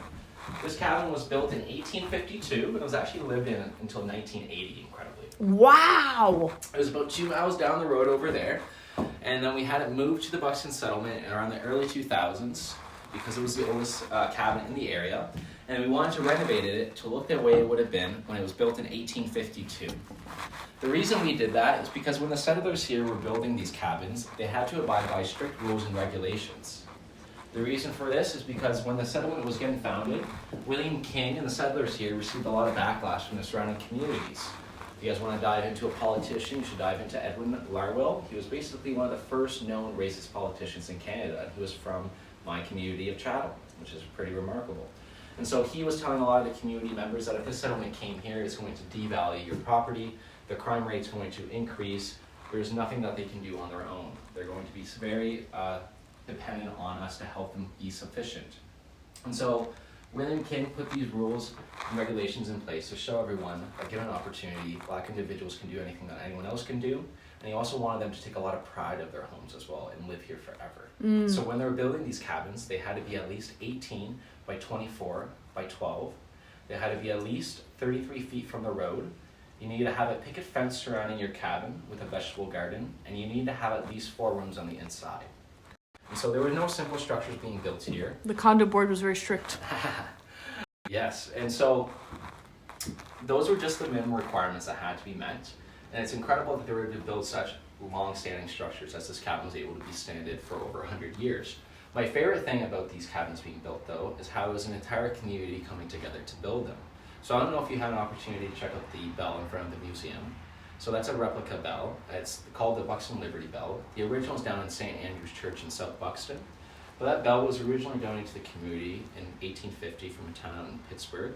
And what Buxton would use that bell for was to announce the arrival of any new settler that has came here or family. It was basically announcing their freedom. It was a very emotional thing. And what would come out of that is the entire community would actually hear it, this bell ringing. They would actually come together if time permitted, greet that person, help them find a plot of land. And if time permitted that day, they would even help them build their cabin right away. It would be an entire community coming together. Aw. And so if you want to take a guess of how long do you think it would have took the Buxton settlers to build these cabins when they would all come together. And I'll tell you this, they were very proactive, and so they had a lot of the wood and things set up to be prepared. I'm going to guess. This is my estimated guess here. But I've seen that like Amish communities, when the community comes together to build a barn, can take about 3 days. That's my guess, 3 days. 3 days? Yeah. And so in some cases, they were able to complete everything excluding the roof within 24 hours. Wow. So it was incredible what they were able to get done. They had typically 15 master builders that would be guiding the entire operation. And by 1860s, they had individuals, thousands of individuals that had come and gone throughout the settlement. And so they were very accustomed to building these cabins. And through the renovation process, we weren't able to keep all the original wood. But the wood over here is original. And you can even see some of the previous axe markings from the past homeowners. It's an incredible piece of history. Now we can go into the one. So wait, sorry. These axe markings are like for the years, the month, the days. So what? no. Basically, the homeowner sometimes they would just throw their axe into the wall. Oh, it's And just so, like yeah. So that's kind of what okay. the markings are from. Is just them throwing their axe into the wall to have it being held there. Oh. Yeah. So that's kind of an example. I didn't even know people did that. I mean, I would if I had that. Like free axe throwing. Yeah. It's like how what was the square footage built in 24 hours with excluding the roof? Excluding what would it be? Yeah, approximately square footage. I don't know. I just know that like the measurement requirements of the building, so I don't know what that would be in like square feet of everything. It'd be relatively large though. Mm-hmm. Yeah, so that's a great question though. I'm not too sure. You kind of stumped me with that one. So this is an example of the bedroom, and so this is an example of the bed set as well. So William King, my guy, was really living in luxury. This is a better, proper example of how the settlers would have been sleeping. So every night before bed, or maybe every other night if they wanted to really risk it, they would tie these ropes from end to end, make sure they're as tight as possible, create a frame with it. Yeah. Then they would have a big bag that they would stuff with grass, hay, any soft material that they can. Then they would stack it on top to create a padding with this. And then they'd be ready for bed. This is actually the era where sleep tight, don't let the bed bugs bite came from, because you need to make sure your ropes are nice and tight, and you'd be worried about all the creepy crawlers in the grass and the hay. I've been to Lancaster County, Pennsylvania, and I did an Amish tour there.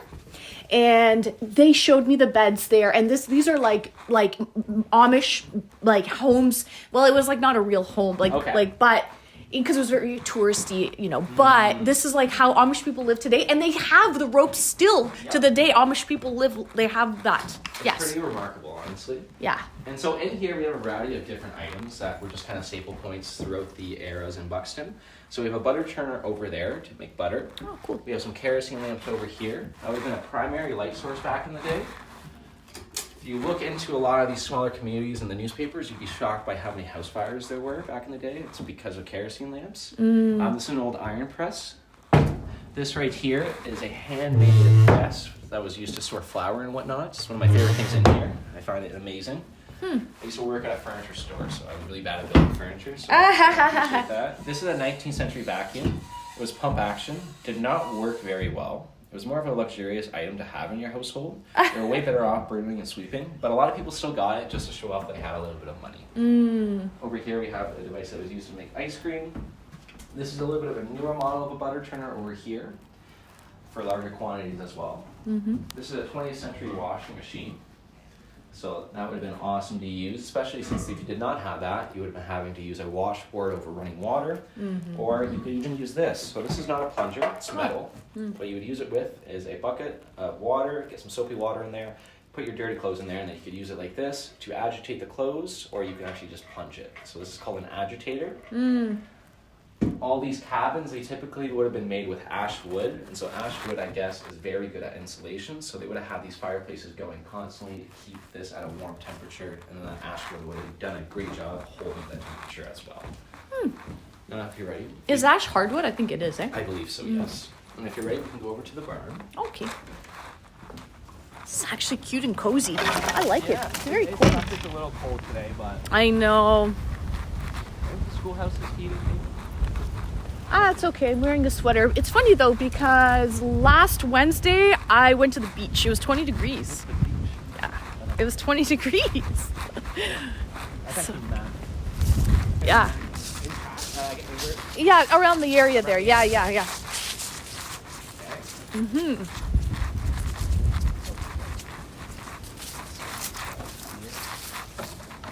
So do you remember who A.D. Shad is? Yes, so he is the street is named after him. He was on the Okay, you're stamp. killing it. He was on the stamp. He's the guy who what did he do? I forget, but him and his daughter. You're doing better than the last group, though. I'll say that. When I asked them that, they thought it was his daughter that I was asking about. So, I'll give you props. So A.D. Shad is a very notable man. He was the first black man in Canada to be elected to a political office, serving as a councillor of the Raleigh Township. So this is actually his barn that we're standing Political in. office, yeah. Hi, Marge, welcome in. So, Okay. That is not why we have his barn on display, though. We have his barn on display because this community was heavily reliant on agriculture to be successful. So all these items in here represent a daily use by the settlers. So before we start diving into it, we can take a look at this piece of art over here. Yeah. Oh, cool. Yes, and so this is from a chainsaw artist from one of the past Buxton Homecoming events. So I'm going to assume a lot of you guys don't know what that is. And so that started in 1924, and it started in the community of Buxton as a way to invite all the people that used to live back down here. And so in the 1860s and the 1880s, Buxton was at its peak population. There's up to 1,000 to 1,500 black individuals living here. That was one of the largest black communities in all of Canada. And so as times were changing, a lot of people that were living here started moving back to the United States and all across Canada to look for better job opportunities, look for lost family members, a variety of reasons. So in 1924, they decided to invite a lot of the people that used to live in Buxton back down for a picnic to kind of celebrate all that Buxton came to be. And then it's been going on ever since, and now it's turned into an event where people from all around the world come down that are not even connected to Buxton to celebrate every Labor Day weekend, all that this settlement came to be. So now, every Labor Day weekend, there is a car show, a parade, a basketball tournament, a baseball tournament, vendors, nightlife stuff. It's a pretty insane experience, and it happens all at this museum grounds here. So it's an insane experience, so if you have an opportunity, I really recommend checking it out. And this is from a chainsaw artist in the past Buxton Homecoming events. That's awesome. Breaking the chains. You're free. Do you have any guesses to what this is? This is a mill? Like a... Oh, great guess. No, this is a cider press. A cider press? Yes. So this community was a dry settlement, so alcohol was not allowed. It's not to say they Oh, didn't let the really? cider ferment, though. They have so many rules here. Yes. I wouldn't make it. I wouldn't. There's some documentations of some individuals or black families that came down to the Buxton settlement and actually lived on the outskirts of the settlement because they did not want to follow these rules and regulations, in fact. Really? So you said at the peak there was like 1,000 residents? About 1,000 to 1,500 black individuals here. Yeah. And some people would live just on the outskirts. So too. Okay. I gotcha.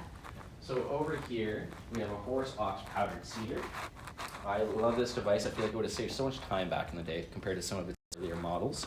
So you would have had a horse or an ox attached to the end of it. It would have been dragging along in a straight line. As that's happening, these spikes back here, there's about 5 of them. They would be digging into the ground about 5 inches to 6. And once you find your spot, in this basket here, there's 5 holes that are connected to these hollowed out spikes. And so you would throw your seeds into those holes, then you could plant up to 5 seeds in a row. Cool. So this would have made it a lot efficient, especially compared to some of its other models, like the one we got over there. And so this is used more like a wheelbarrow. So this device, you would have been walking in a straight line. Once you find your spot, you'd slam that little spike at the bottom down there into the dirt, and then you throw your seed up top here, and then you could plant up to 1 seed. Would have made it a lot slower. Over here is one of my favorite things to talk about. We have a manual shaver. So this would have been used for the livestock animals on the farm, maybe their brothers and sisters, who knows. But you would have manually powered it up like this. It would have had these blades beginning to move side to side, and then you could begin cutting any of the hairs.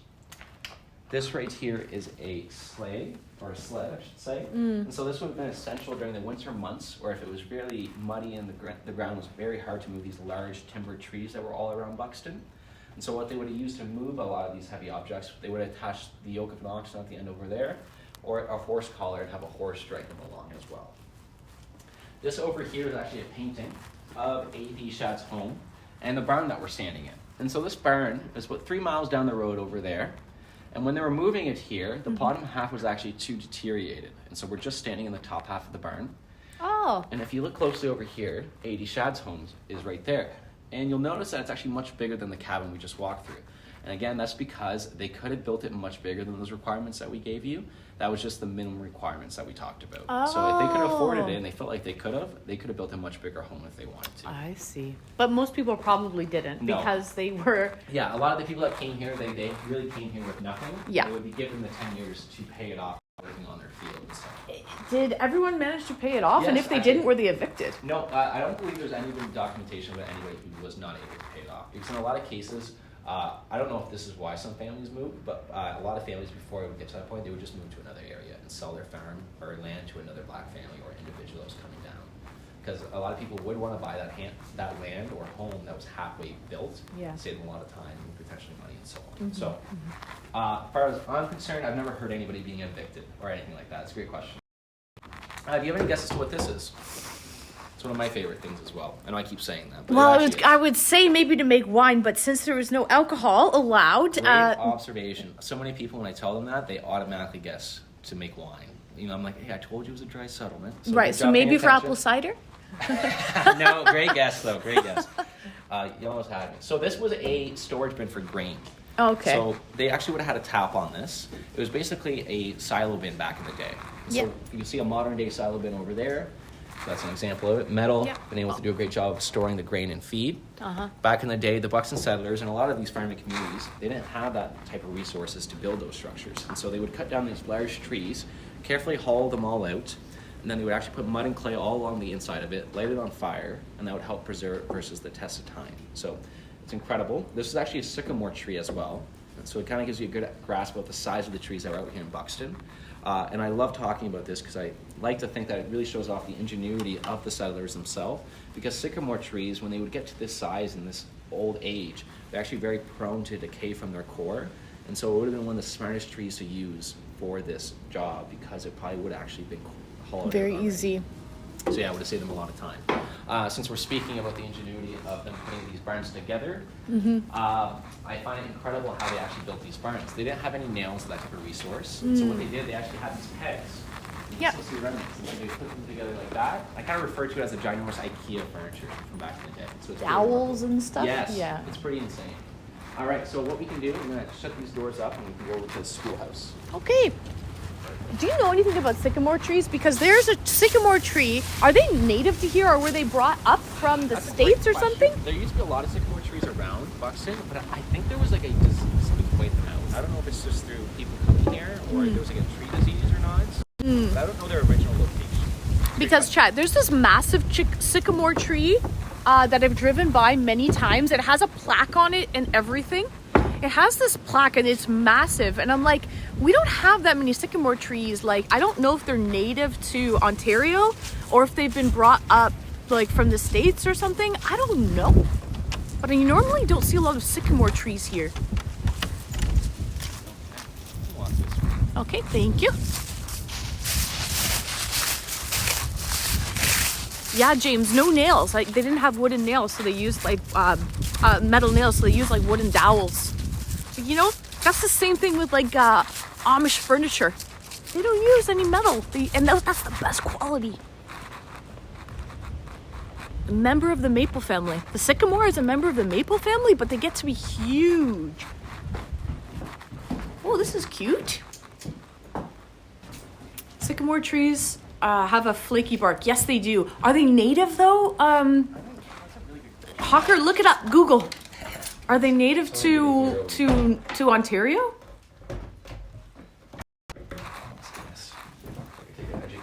Okay. We just don't see a lot of them. At least in Toronto area.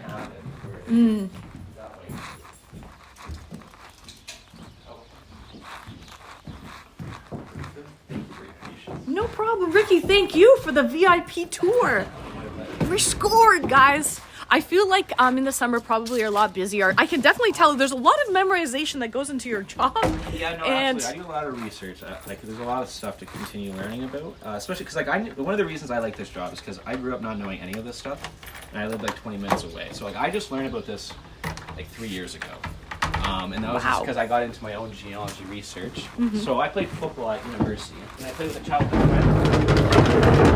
And when I started looking at my own family stuff, I started talking to a lot of people about it, and I asked him about his family. He was like, "Yeah, I'm from Buxton." I was like, "I live 20 minutes from there." I was like, "I have no idea anything about this place." And so he explained it to me, and I was like, mind blown. And so I applied for like a summer student job, and then yeah. So it's pretty. I'm surprised you've only been doing this for 3 years because it seems like you've been doing this for a decade at least. No, I'm good. I get bored easily, so this is all I do. Read I about see. this history, keep myself occupied. Plus, during the school year, we're very busy with school. So what you're saying with tours. Summer, yeah, we have a lot of schools that come down here. In the summer, we have a lot of walk-ins. So that's kind of the difference. So again, we're talking with the Liberty Bell. This is a replica over here. And so it's essential that you do this since you are here at Buxton for your first time. It's going to be loud and heavy. Don't be shy. You just go back and forth with it, and then you'll get a good ring. Okay, Ricky, do me a favor. Hold the gimbal, please. Okay. Here we go, guys. We're going to ring the bell. The is it called the Liberty Bell? Yes, the Liberty Bell. The Liberty Bell. Ready, guys? Here Yep. we go. Oh, jeez. I'm free! Okay. I love it. That was a great Thank ring. you. Nice front yard. So, Marge, this is Canada's Canadian National Historic Site. Second largest one in Ontario. I feel like the Rideau Canal is probably the largest one, but I don't know. I tried to look it up myself, so it's going to drive me crazy. I was like, I'm going to ask them tomorrow. My boss was here too. But I feel like it's the Rideau Canal. That's just my guess. What? So anyways, Marge, this is a Canadian National Historic Site. It's a big deal.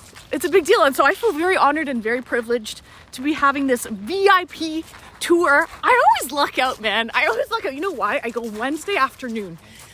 It's not like I go off hours, and that's the best because I always get VIP tours, like at wineries all alone and all kinds of stuff. It's the best, I think.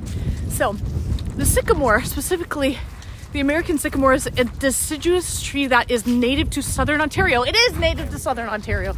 So, Cyber, welcome in. Yeah. before we go in here, I actually just found out the answer of this. It's been like a year of search for me. It's not Louis Vuitton, but they look identical to Louis Vuitton.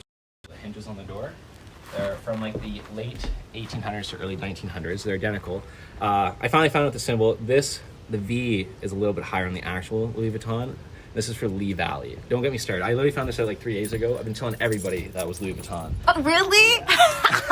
No. But I saw the point of it. Bougie. I- Look at right? these bougie hinges. People love it too. Like a designer school. I'm like, yeah. Yeah. Can you show that? No thank you. So, So you have a seat up here. These are where the biggest spots are. I love this wood stove. Look at this, guys. Your eyes are slay today, Anne. Oh, that's just the natural lighting, Cyber. What can I say? What can I say? This is the cutest little schoolhouse. Look at this. Okay, Professor Ricky, I'll be Janet today, okay? Let's role play. Here we go. So, welcome to the SS number 13 schoolhouse. This is the third and final school that was built here in Buxton. And it was basically their final visionary dream, if you will. It had everything that they needed in here. And so the education here in Buxton, in my opinion, is one of the biggest reasons for the success of the settlement and making one of the most successful black settlements in Canada. It was truly ahead of its time when it first was here. And so the first ever school was actually located down in St. Andrew's Church, where the present day St. Andrew's Church is. There was another church that they used as a multi-purpose building for their educational needs, and it was referred to as the Buxton Mission School. And so that school had its first graduating class in 1856, and it had renowned results. It had the first black-born Canadian doctor come out of it. It had 2 Civil War surgeons come out of it, which is incredibly rare because there was only about 8 to 10 Civil War surgeons that were black. So the fact that 2 of them came from one schoolhouse was incredible. Wow. Another one of those individuals ended up becoming the first black Republican congressman in Alabama, and so on. And so the Buxton Mission School produced so many incredible alumni out of it that a lot of the success of those individuals started spreading to the surrounding communities, all the way up to even Toronto. And a lot of the white families in the surrounding area started asking William King and the settlers if they could send their kids down here to have an opportunity to be educated. William King and the settlers met and they agreed that they deserved the same opportunity that they're so fortunate to have themselves. So the schools here in Buxton were some of the first integrated schools in Ontario. So you might be wondering, well, what made the education here so good? Perhaps the teachers were amazing, they certainly were. Maybe the students were so hungry for an education, a lot of them, this would have been their first opportunity to get educated. Or perhaps William King brought something down with him as well. I think it has to do with all that, but I think the biggest component of it all is the type of education they have. This is a test for you. No one's ever passed this in my last year working here. Oh, geez. I mentioned this in the very beginning of my tour. This education they had at the schoolhouse was the same education William King had in his youth. Uh-huh. Do you remember what I said? He had in Ireland, okay. He had not a scholar education. It was a... Well, I can tell you what it starts with. What? C. A C education. It was a... Does your chat room? Rob was so impressed with somebody actually guesses, because no one ever remembers from my beginning of my tour. Chat, do you remember what Ricky said in the very, very beginning about, it was first, intro about William King was, he had a, oh God, it starts with a C. Cyrillic? No, it was a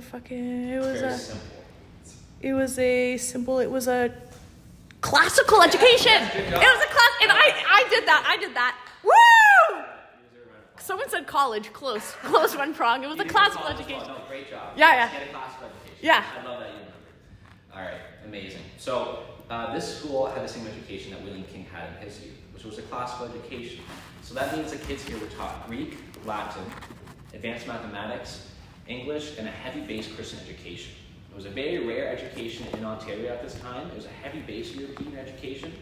And so it was a huge opportunity, not only for the black students here, but also for the white students that were able to come and be educated here as well. So even with all this incredible success that we have here in the Buxton settlement, there still needs to be some rules and regulations to make sure everything runs smoothly. And so the rules for the students were, students will not speak unless spoken to. There will be no giggling, whispering, or squirming in the desks.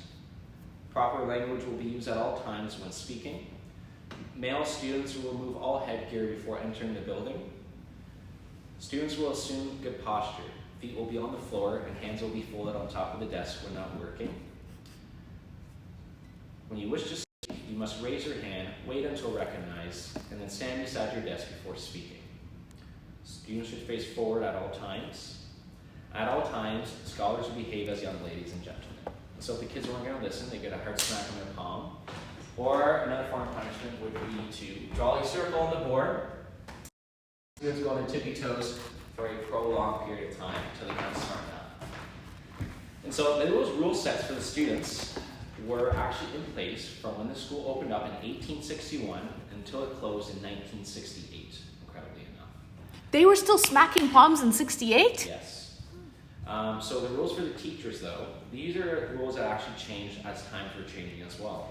And so the rules I'm reading you right now are from 1872. The rules change as we went into the 19th century. Okay, so if you have any questions about it, feel free to ask. So teachers each day will fill lamps and clean chimneys. Each teacher will bring a bucket of water and a scuttle of coal for the day's session. Male teachers may take one evening each week for courting purposes, or 2 evenings a week if they go to church regularly. So what courting means going on dates, for those that don't know. After 10 hours in school, the teacher may spend the remaining time reading the Bible or other good books. Female teachers who marry or engage in unseemly conduct will be dismissed. Every teacher should lay aside from each pay a goodly sum of their earning for their benefit during their declining years, so that they do not become a burden on society. The teacher who performs their labors faithfully and without fault will be given an increase of 25 cents per week in their pay, providing the Board of Education approves. So a high standard set upon the teachers. Speaking of teachers, one of my favorite things about this schoolhouse and the education here is that since it was such a rare opportunity and a rare education in this area, it was very hard to find teachers that were qualified. And so what they ended up relying on was the future alumni of the students here to be the teachers of the future student classes. So all these people here are individuals that actually attended classes out in Buxton and were alumni of the schoolhouses and later on became teachers. And that is all of them as well. And it's because they needed somebody that actually understood a lot of the stuff that were going to be happening here. Because most teachers that were going to the Teachers College around Ontario, they weren't being taught this type of education to teach their students. So, speaking of teachers again, I do not know how they actually handled teaching in this classroom back in the day. It sounds like pure chaos. It would be one teacher, Right. and it would be 10 grade levels. And so back in the day, there actually would have been 10 rows of desks in here. We took some out to make it more spacious for our tours. But it would have been from grade 1 to 10. So it would have been 1, 2, 3, 4, 5, 6, 7, 8, 9, 10. Oh, wow. And you'll notice that the desks actually get bigger as they go on as well. And so that's the senior room side, if you will, and then junior room side. And so I've read that there's been up to 100 students in this class being taught at once. So I can only imagine the chaos of it all. The younger students will have been given those slate boards that you have in front of you. So that would have been used up to grade 5. Those slates actually within it is original from 1861. So it's an incredible piece of history you are writing on. Wow. It's super heavy, this chalkboard too. Like slate, I know slate is heavy, but much heavier than like a traditional chalkboard, you know? This right here is something that they would have given to the older students from grade 6 and up. And so this is an inkwell. This would have been given to them to last the entire year. If anything were to happen to it, that would be their responsibility. So sometimes they would mix some black cherry juice and some water, maybe some sharp and some water, mix it all together, use that as an ink. Cool. You might notice around here that we have these lights. These are actually supposed to depicting oil lamps.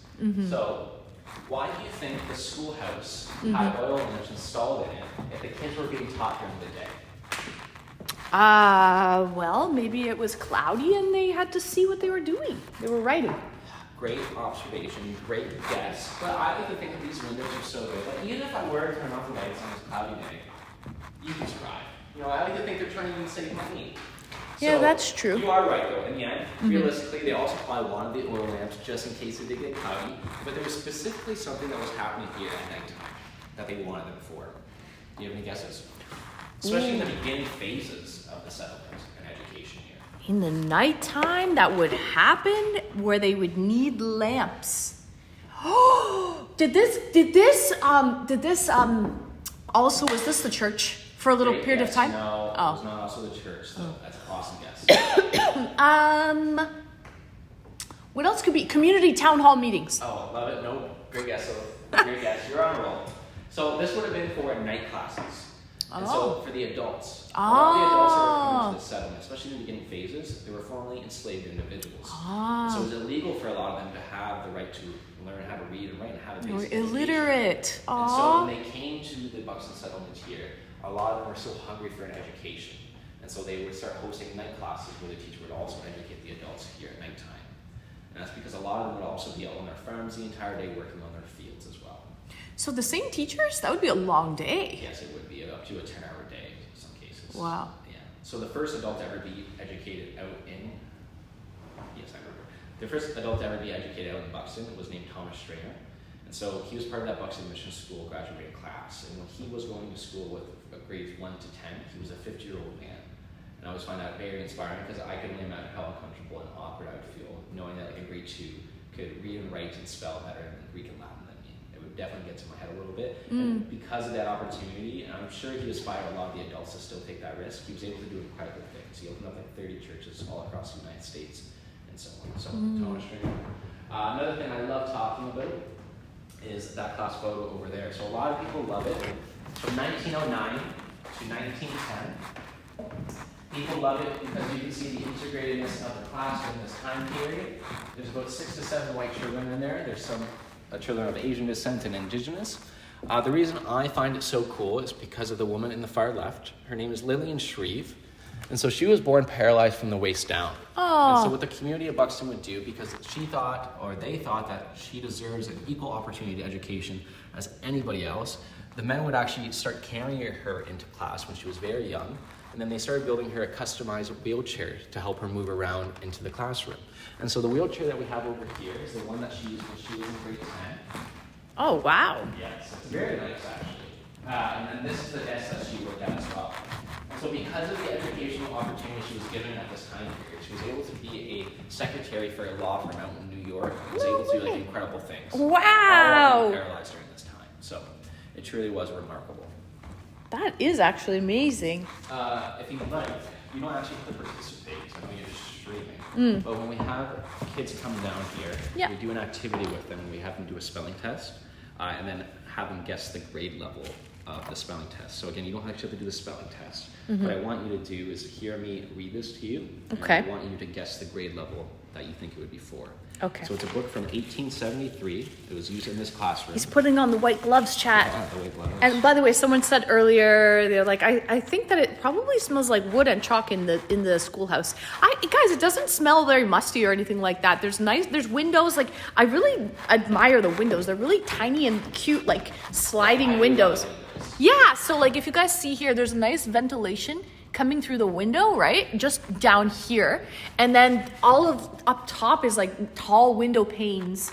But just down here is like for the ventilation and stuff. It's actually very cute. So no, it doesn't smell musty or woody or anything in here. It smells a little bit like wood, but nothing crazy.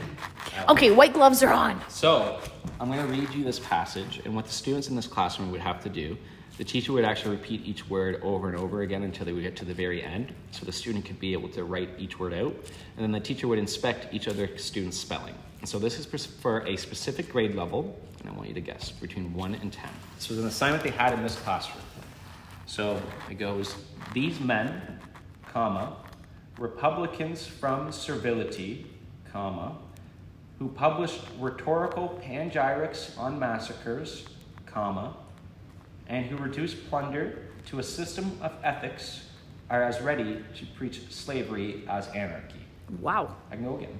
These men, Republican from servility, who published rhetorical panegyrics on massacres, and who reduced plunder to a system of ethics, are as ready to preach slavery as anarchy.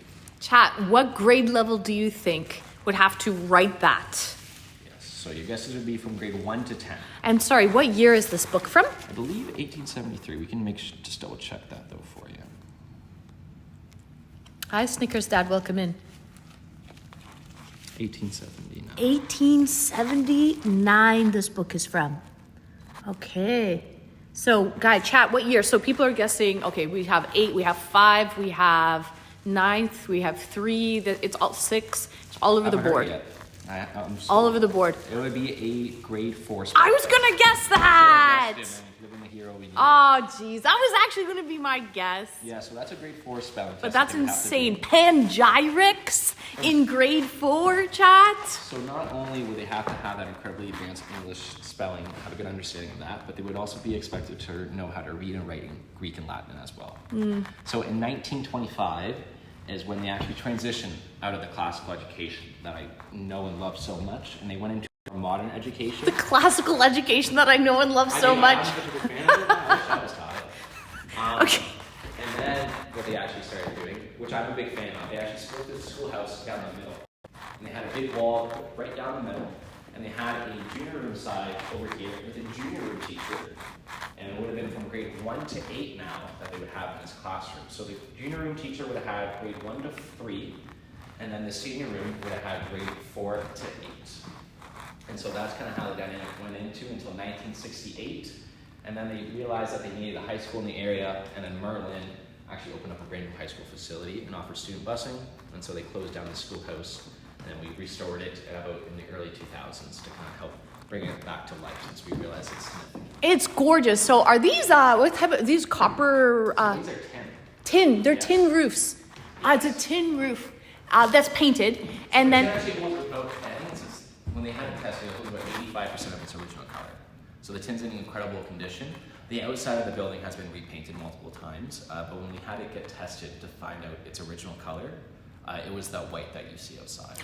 Now, you said this is restored, which obviously it is, but like, did you restore it, or is that the original fleur-de-lis? Is that the fleur-de-lis, and why would it be the fleur-de-lis? No, that's a great observation. I love how you, I'm assuming I know where you're going at with the fleur-de-lis and its representation. Yeah. So the fleur-de-lis, it's been a big mystery of why they would use it here, and so this community, they were very self-sufficient. They relied on everything on their own, but they actually, from my understanding and everybody else's understanding, there was not a very big supply of tin around in this community. And so when they were building the schoolhouse, this was the only tin that was available.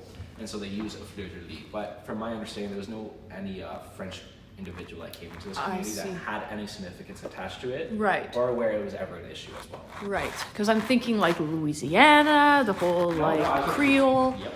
Okay. And also another thing I noticed, guys, is, so this is this really cool wood stove, right? that, well, I guess coal or like charcoal or whatever was used to heat it. But if you notice, guys, this is really nice. Golden Globe. Whoa, it can win an award, guys. It can win an award. But look, it has this, this is like a radiator, like on the roof or on the ceiling. So it would just bring the heat all the way through and radiate heat throughout the room. So nobody would really be cold or like hot. It would distribute the heat evenly. So I think that's really cool too. 10 out of 10. You're 100% right. I love it. Yeah.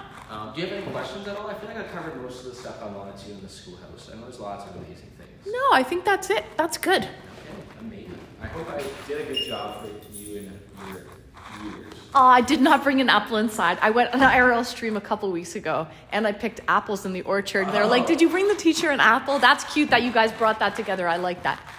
But no, I did not bring an apple. Sorry. So, yeah. We're welcome to keep wandering around in here if you'd like as well. There's no rush leaving or anything. No, that's okay. So that's it. That concludes That is it. it. Yep. Ricky, thank you so much, problem. Ricky, for the amazing, informative. I can't believe you've been doing this for 3 years. That's insane, Ricky. Thank you so much. Really appreciate it. My pleasure. It was awesome meeting you and being on this live as well. So Thank you, Ricky. Thanks, Ricky. my pleasure. Thank you. Okay, cool. This is nice. This is awesome. I don't think I'm going to stay much longer, but if I do stay, what, you want me to lock the door? You'll stay. No, I will just stay with you. Oh, okay, I'll stay cool. with you 'cause I Okay, will have to cool. lock up everything. Okay. So, you're more than welcome to go in the main building if you want as well. no worries. What time is it right now? Do you know by any chance? Just how long do you stream for? Until 5 p.m., but I know you guys close at 5, I believe, right? 4:01, so we close at 4:30. Oh, you close at I think 4:30. I'm at 5, so you- No.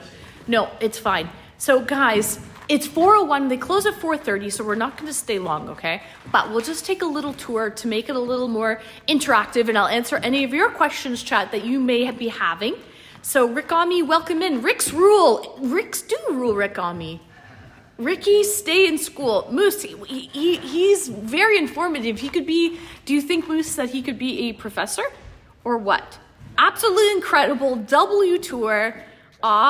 Nice, A-OK. You've been here from the beginning too, A-OK. So I have a lot of, 52% of my viewers are American, right? And so I have some African-American viewers that are probably I wonder what was happening up in Canada. One thing I didn't know, Ricky, that I knew about the Underground Railroad, but I didn't realize that Canada was a safe haven. So because I didn't know about the, you said they had those people that, the headhunters or whatever who try, bounty hunters. So I didn't know that if they could get out of the States, they were free, so because of the bounty hunters, I didn't realize that there were even bounty hunters that were open to find people or track people down. It was a very lucrative business at the time, and there was high bounties placed on many people. It was actually a pretty crazy situation in the United States at that time, because many of these enslaved individuals, when they would step into these free states of, say, New York in the 1830s, they would be considered free. It would be the same benefit as stepping into free soil in Canada. Mm-hmm. But the reason that the fear started spreading across the United States is because in 1850, now bounty hunters were now allowed to enter bounty hunters and actually retrieve those individuals that in the past were supposed to earn their freedom by stepping into that free soil. So now it just made the entire situation more complex. And again, that's why we saw such a heavy migration into Canada. Mm-hmm. Oh, shoot, someone wrote a novel. Hold on, who is that? That's A-OK. Yeah, the Canadian portion of the Underground Railroad isn't talked about. We talk about the North, but it's usually the reference in the northern states, and a lot of us never make that connection. Yeah, Indiana side, LOL. Yeah, so my family grew up in Ohio River and snuck slaves across the Ohio River? Really, Rikami? No way! I didn't know that. And Marge is tuning in from Turkey, because we're international, right, on Twitch, so...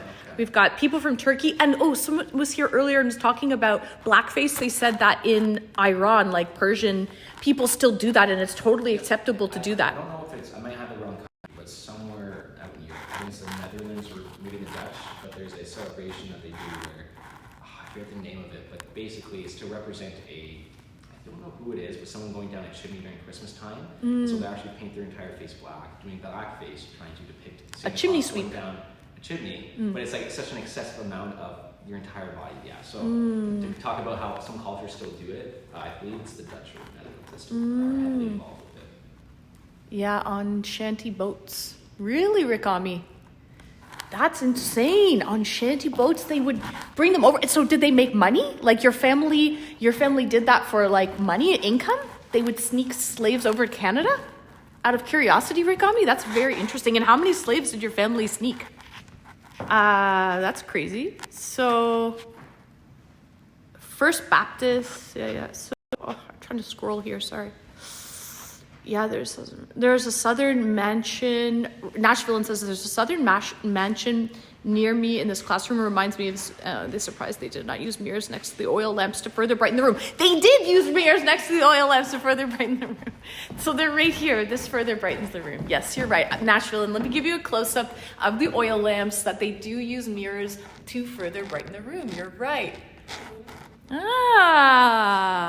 Moose. Harriet Tubman was a woman who led people in the underground. Yes, Moose, you're absolutely correct. So, guys, I don't want to keep Ricky for much. Keep Ricky for much longer. Ooh, look at this clock. Canadian time. This is a clock manufacturer? Canadian time. We're on Canadian time here, Schweeties, okay? We're on Canadian. So, guys, thank you so much. I'm going to probably wrap it up here. I don't want to stay too much longer. But, guys. These pictures, I found them cool. There's like old class photos. Ooh. Let's take a peek, guys. So, some of the teachers and some like black and white photos. The mansion became a Confederate field hospital during the Civil War, and there was decades old blood stains all over the floors. Wow, blood stains, Nashville, because it was a Confederate hospital? That's creepy. I love all the history. Look at all these old photos. Wow. Amazing. I know, that might be haunted. So, guys, we have old photos here. But, guys, this was a very interesting National Historic Site that I'm going to be honest, I never even knew it existed, and I'm born and raised in the area, like in Toronto, and I've never even heard of this place until I Googled like things to do in Chatham, Kent, and then this came up. I did not even know this place existed, Ricky, like seriously. I didn't even know until I was about 22, 23, so like, it took me a long time to find. And I grew up literally in the community commitment, so I blame it on the education systems because they don't teach us a lot about our own Black history in regards to a lot of the settlements in our area. I can understand, quote unquote, cut some slack maybe for some educational schools out maybe the Ottawa area because they don't have these very historical Black settlements in their own backyard. But for the communities in southwestern Ontario, I really don't find any excuse to not mandate and push for this education to be had, which they finally have. And in 2025, I think it's grade 7 to grade 10, it's mandated that they have to learn about Black Canadian history. So that is a big positive change, but it's 2025. It should have happened a long time ago. But yeah. Rikami asks, how many slaves made it to Canada or this settlement, Rikami? Oh, to the settlement? Well, to Canada, he says, but... Into Canada? Oh, that's a great question. I actually do not know. I know there's been like a lot of work in the effort to try and document a lot of the individuals that made it into Canada. And like you can look at the records of the Black population during certain times at Canada, and that can give you a rough idea of the numbers. But to have a exact number of runaway slaves that made it into Canada, I'm not too sure. I don't know if there would be a way to really track it, because a lot of them we would never really know about unless they made it known and they started telling their story. Which some of them definitely did to help spread awareness, but a lot of them, it was a lot for them to go through if they didn't want to. This settlement, then, do you have any numbers? You said at the peak it was around 1,000 to 1,500, but in totality.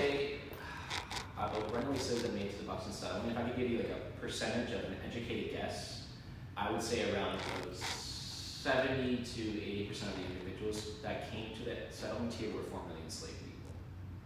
And that's probably me being very generous, probably higher than that. But like how many people in all of its years lived here? Yes. I could not even give you that number. Because a lot of the families, they still live in the area. And so with that, like the population of Buxton as a whole is about 1,400 people here. And so that is about with 300 Black people and 1,100 white individuals down in South Buxton, really. And so the population, it varied so much during the time. I have no idea. That's such a good question. Great question. Moose, that was a good question. Yeah. James, ironic that we often do not know local history in the area that we live in. I know, isn't there so much irony in that, James? Absolutely. James, you're so great. You just joined the stream like yesterday or the day before, and you're really gung-ho, James, so kudos to you. Let's go back. I don't want to keep you any longer. We can go back to the... Yeah. The last thing I have to do today was do this tour, so Well, it's like a lot. this is where I get paid. Well, it is. I totally get it because this is probably a love. So does it really feel like you're working? Yeah, no, I like talking about a lot of this information, so I really don't mind it. My first time doing a Twitch live stream, though. I'll say that. Oh, really? Oh, yeah. So I normally multi-stream on YouTube and TikTok as well, but with the phone on the mobile, it's too hard to do that. How So long have you been streaming for? three years on December 1st. My 3-year streaming anniversary is December 1st. But I was part-time for 2.5 years, and I just went full-time 6 months ago. How you been enjoying it? I love it. Yeah. I actually love it. There's a lot of work involved that people don't realize. There's a lot of behind-the-scenes work. There's a lot of editing. there's a lot of things like this, networking, planning. Like, I'm my own director. I'm my own designer. I'm my own makeup artist. I'm my own, everything. I do it all, right? So, well, I have moderators and things that help me while Okay, I'm live. okay, there you go. I need to have moderators. So I do have a team of people that help, but Got a I have crew a that pretty helps you out. amazing community, I have to say. If you want to see, I'll show you one more thing before I hit. Okay, one more thing and then yeah. So the Buxton Homecoming, when it first started in 1924, it used a pear tree that was in the middle of a farm as its meeting location to kind of help everybody know where to meet. Mm-hmm. And so that farm is actually the curator's family farm that they've owned since 1852. It's that farm right there. And so I'll show you the pear tree that they use as like a meeting location. It's still up and still in the middle of the field. We'll have to walk like past the White House a little bit. Wait, how many curators are in this museum? It's just me and the curator, Michelle. So I'm the assistant curator, and then she's the curator. Wow. Yeah. So I believe she's a 7th-generation descendant of the settlement. Wow, that's so cool to be a descendant of the settlement and now be a curator. I Oh believe, man. like, her great aunt was the curator before that. Like, it's been like generations of them working here, so it's very cool. So that's the tree right down there. See it in the middle of the field right there? Which pear? I don't know. No, you're good. Come over here. Come over. Right there. Straight. This tree In by the middle- house? In the middle of the field. Over there. Yes. Oh. So that is the pear tree. Hi Haroon, welcome in. Pear tree that they use as a meeting location. So it's a very symbolic thing here. It's a very important. So a lot of the advertisements you'll see for homecoming is that tree. Oh, interesting. Okay. I like how there's little grass around it, so they like. So they know not to do anything. Yeah, they're like stay away, get No, That's cool. Awesome. So sorry, what meetings though would they have? Like on like Labor Day when they meet? So, no, or- that was like their very first ever meeting. They were like, we're gonna all meet at the pear tree. Oh, So that I was, like, see. where they all met up and had their nice little picnic. I for see. the I first one see. ever. And then it's turned into this huge event where they started just having basically a huge party and like tournaments of things and a bunch of great stuff happening. So Ah. Well, thank you so much, Rick. no worries. It was Ricky, awesome meeting sorry. you. No worries. Nice to meet you as What's well. your account? I'll follow you one day.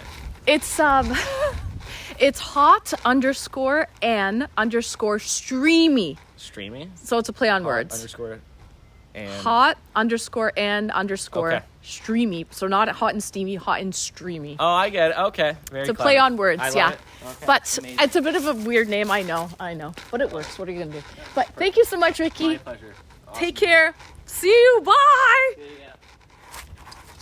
Guys, that was great. That was a good freaking experience. I love good IRL streams because here's the thing, guys. You never know what you're going to get into when you're doing an IRL stream. You don't know what the internet's going to be like. You don't know if you're well received. Heck, guys, remember I went to that art gallery in the summer when I was back in Toronto? I went to the McMichael Art Gallery and they wouldn't let me film. They're like, no, we don't allow cameras. You can't film in here. This guy, he did us a private tour for like 2 hours. That was insane. That was so good. That was a great stream. I don't care what the view count was like. That was great in my opinion. Like, I think, don't get me wrong. I had a good time. I learned a lot. I didn't know half that stuff. Best part is, oh shit. I honestly did not even remember that. He didn't say anything. Should I go back? Ah, shit, Hawker, I forgot. Gertie, that's all that matters. I know, Gertie. But Gertie, I didn't pay. What do I do now? Should I go back and pay? Fuck, Hawker, he didn't ask. That's awkward now, Hawker. That's freaking awkward. Gertie, welcome in. It was a good stream. You should watch the VOD back. There was a lot to learn. We just got a private tour. We got a private tour for like 2 hours or something like that. It was good. Chaz. No. Anyways, just send him the money. Donate. I don't know. Donate to the museum. Just leave a good review. Everyone has something different to say. Now I feel bad. Okay, let me see. I think it was, I gotta pay because this is bad. Like, this is, let me go make a donation. Okay, let's go. You know what? Because it's still open. Here, guys. We've got our Monopoly money. I think it's like, let's go. Let's go, guys. We're gonna do it. Come on. It was a fucking, I can't, like, I'm gonna feel guilty if I don't. I'm gonna feel so guilty if I don't, man. So, you don't want the schoolhouse kids haunting you. Guys, no, I think it's a good thing to do because you know what? Like, you know, you get what you pay for. And that was excellent. I was thoroughly entertained. I hope you guys were too. And I think this is just the right thing to do. So, it's the first time I've seen that bill. Really? Yeah, it's like Monopoly money. So there's Queen Elizabeth II, RIP. It has like a cool hologram. It's clear. And you can wash this. It's plastic. It's completely washable. So it's waterproof. It can go through the wash machine, trust me. I've done it. Hi, Queen Azaria, welcome in. So let's go in, guys, and make a donation or whatever. Here, because I'm going to show you. Look. Okay. Speak of the devil, Queen Azaria. Queen Azaria, I was just talking about Queen Elizabeth. Hold on.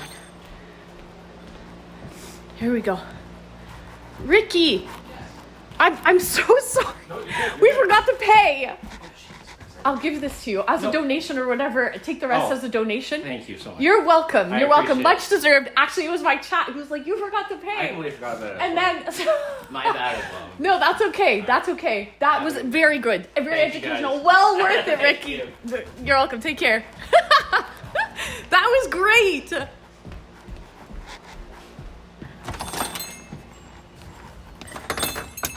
Okay, guys, we did that. I feel better now.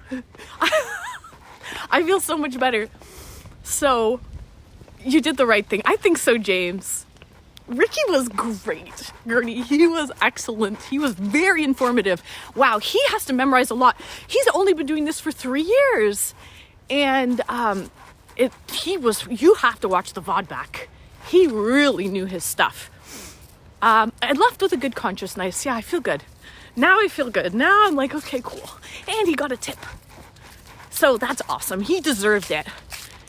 Coffee's on me, okay? He can go get some coffee or a beer.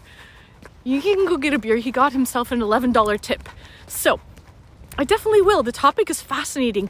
Gertie, I learned so much today about the Underground Railroad. This is the last stop for the Underground Railroad. It turned into a settlement. An ex-slave owner bought this and sold land to slaves that escaped the States, where they had a couple years, I think 10 years or something, to pay off the land. They were all given like an acre or something. And there was a settlement. At one point at its peak, there was like 1,500 African-American ex-slaves that all lived here in a community with like a school, a church, all of that stuff. Anyways, guys, it's so cold. He can go to Sons of Kent for a beer. He can A-okay. Well-deserved. That guy, well-deserved, okay? Listen, what was I gonna do? I gotta go. It's cold and windy. But thank you, everyone, for joining. I don't know, it's around 4:30 or something. I know I'm ending stream a little bit early, but it's cold and I have to... It's getting cold and it's dark. And I gotta get warm. Guys, we're gonna raid out. Thank you, everyone. Drive safe. Thank you. Guys, thank you, everyone, for being here. It was a great time. Super, Moose, Swede, Gertie, all of my mods, Marge, Sebastian Shaw, James, our new friend James. Thank you for enjoying. I hope you liked the content. Very fascinating stuff. You guys got a private tour. It should have cost you $9. Should have cost you 9 loonies and toonies. But you guys got a free tour. So think you got a $9 experience there, everybody. So I hope you enjoyed. I absolutely know that I did. It was great. But guys, we're gonna raid out. So mods, are you ready to raid out? Guys, I'll see you guys tomorrow, 8:30 Eastern Standard Time, for karaoke night. We're gonna try our first karaoke night, okay? Like legit, like set up karaoke night. We're gonna try it, okay? Ramen, thank you. You've learned a lot. Ramen, thank you so much for joining me. Chaos, thank you so much for joining. A-okay, I hope you enjoyed. Hawker, sorry, I missed that. Did we raid out? We're raiding out, Hawker. Ready? Anytime, do it. Let's go, Hawker, raid out. Thank you, guys. Thank you for joining. I'll see you guys tomorrow, 8:30 Eastern Daylight Time, for karaoke night. I'm gonna drive home now, get warm. Maybe I'll go get a beer. We'll see what I do with my afternoon, with my evening. Take care, everyone. See ya tomorrow in the stream room for a lovely karaoke night. Special thank you to Ricky and the National Historic Site of Canada. Very fascinating, very interesting information. You learn something new every day, Schweedies. Every day. Have a good night, guys. Bye.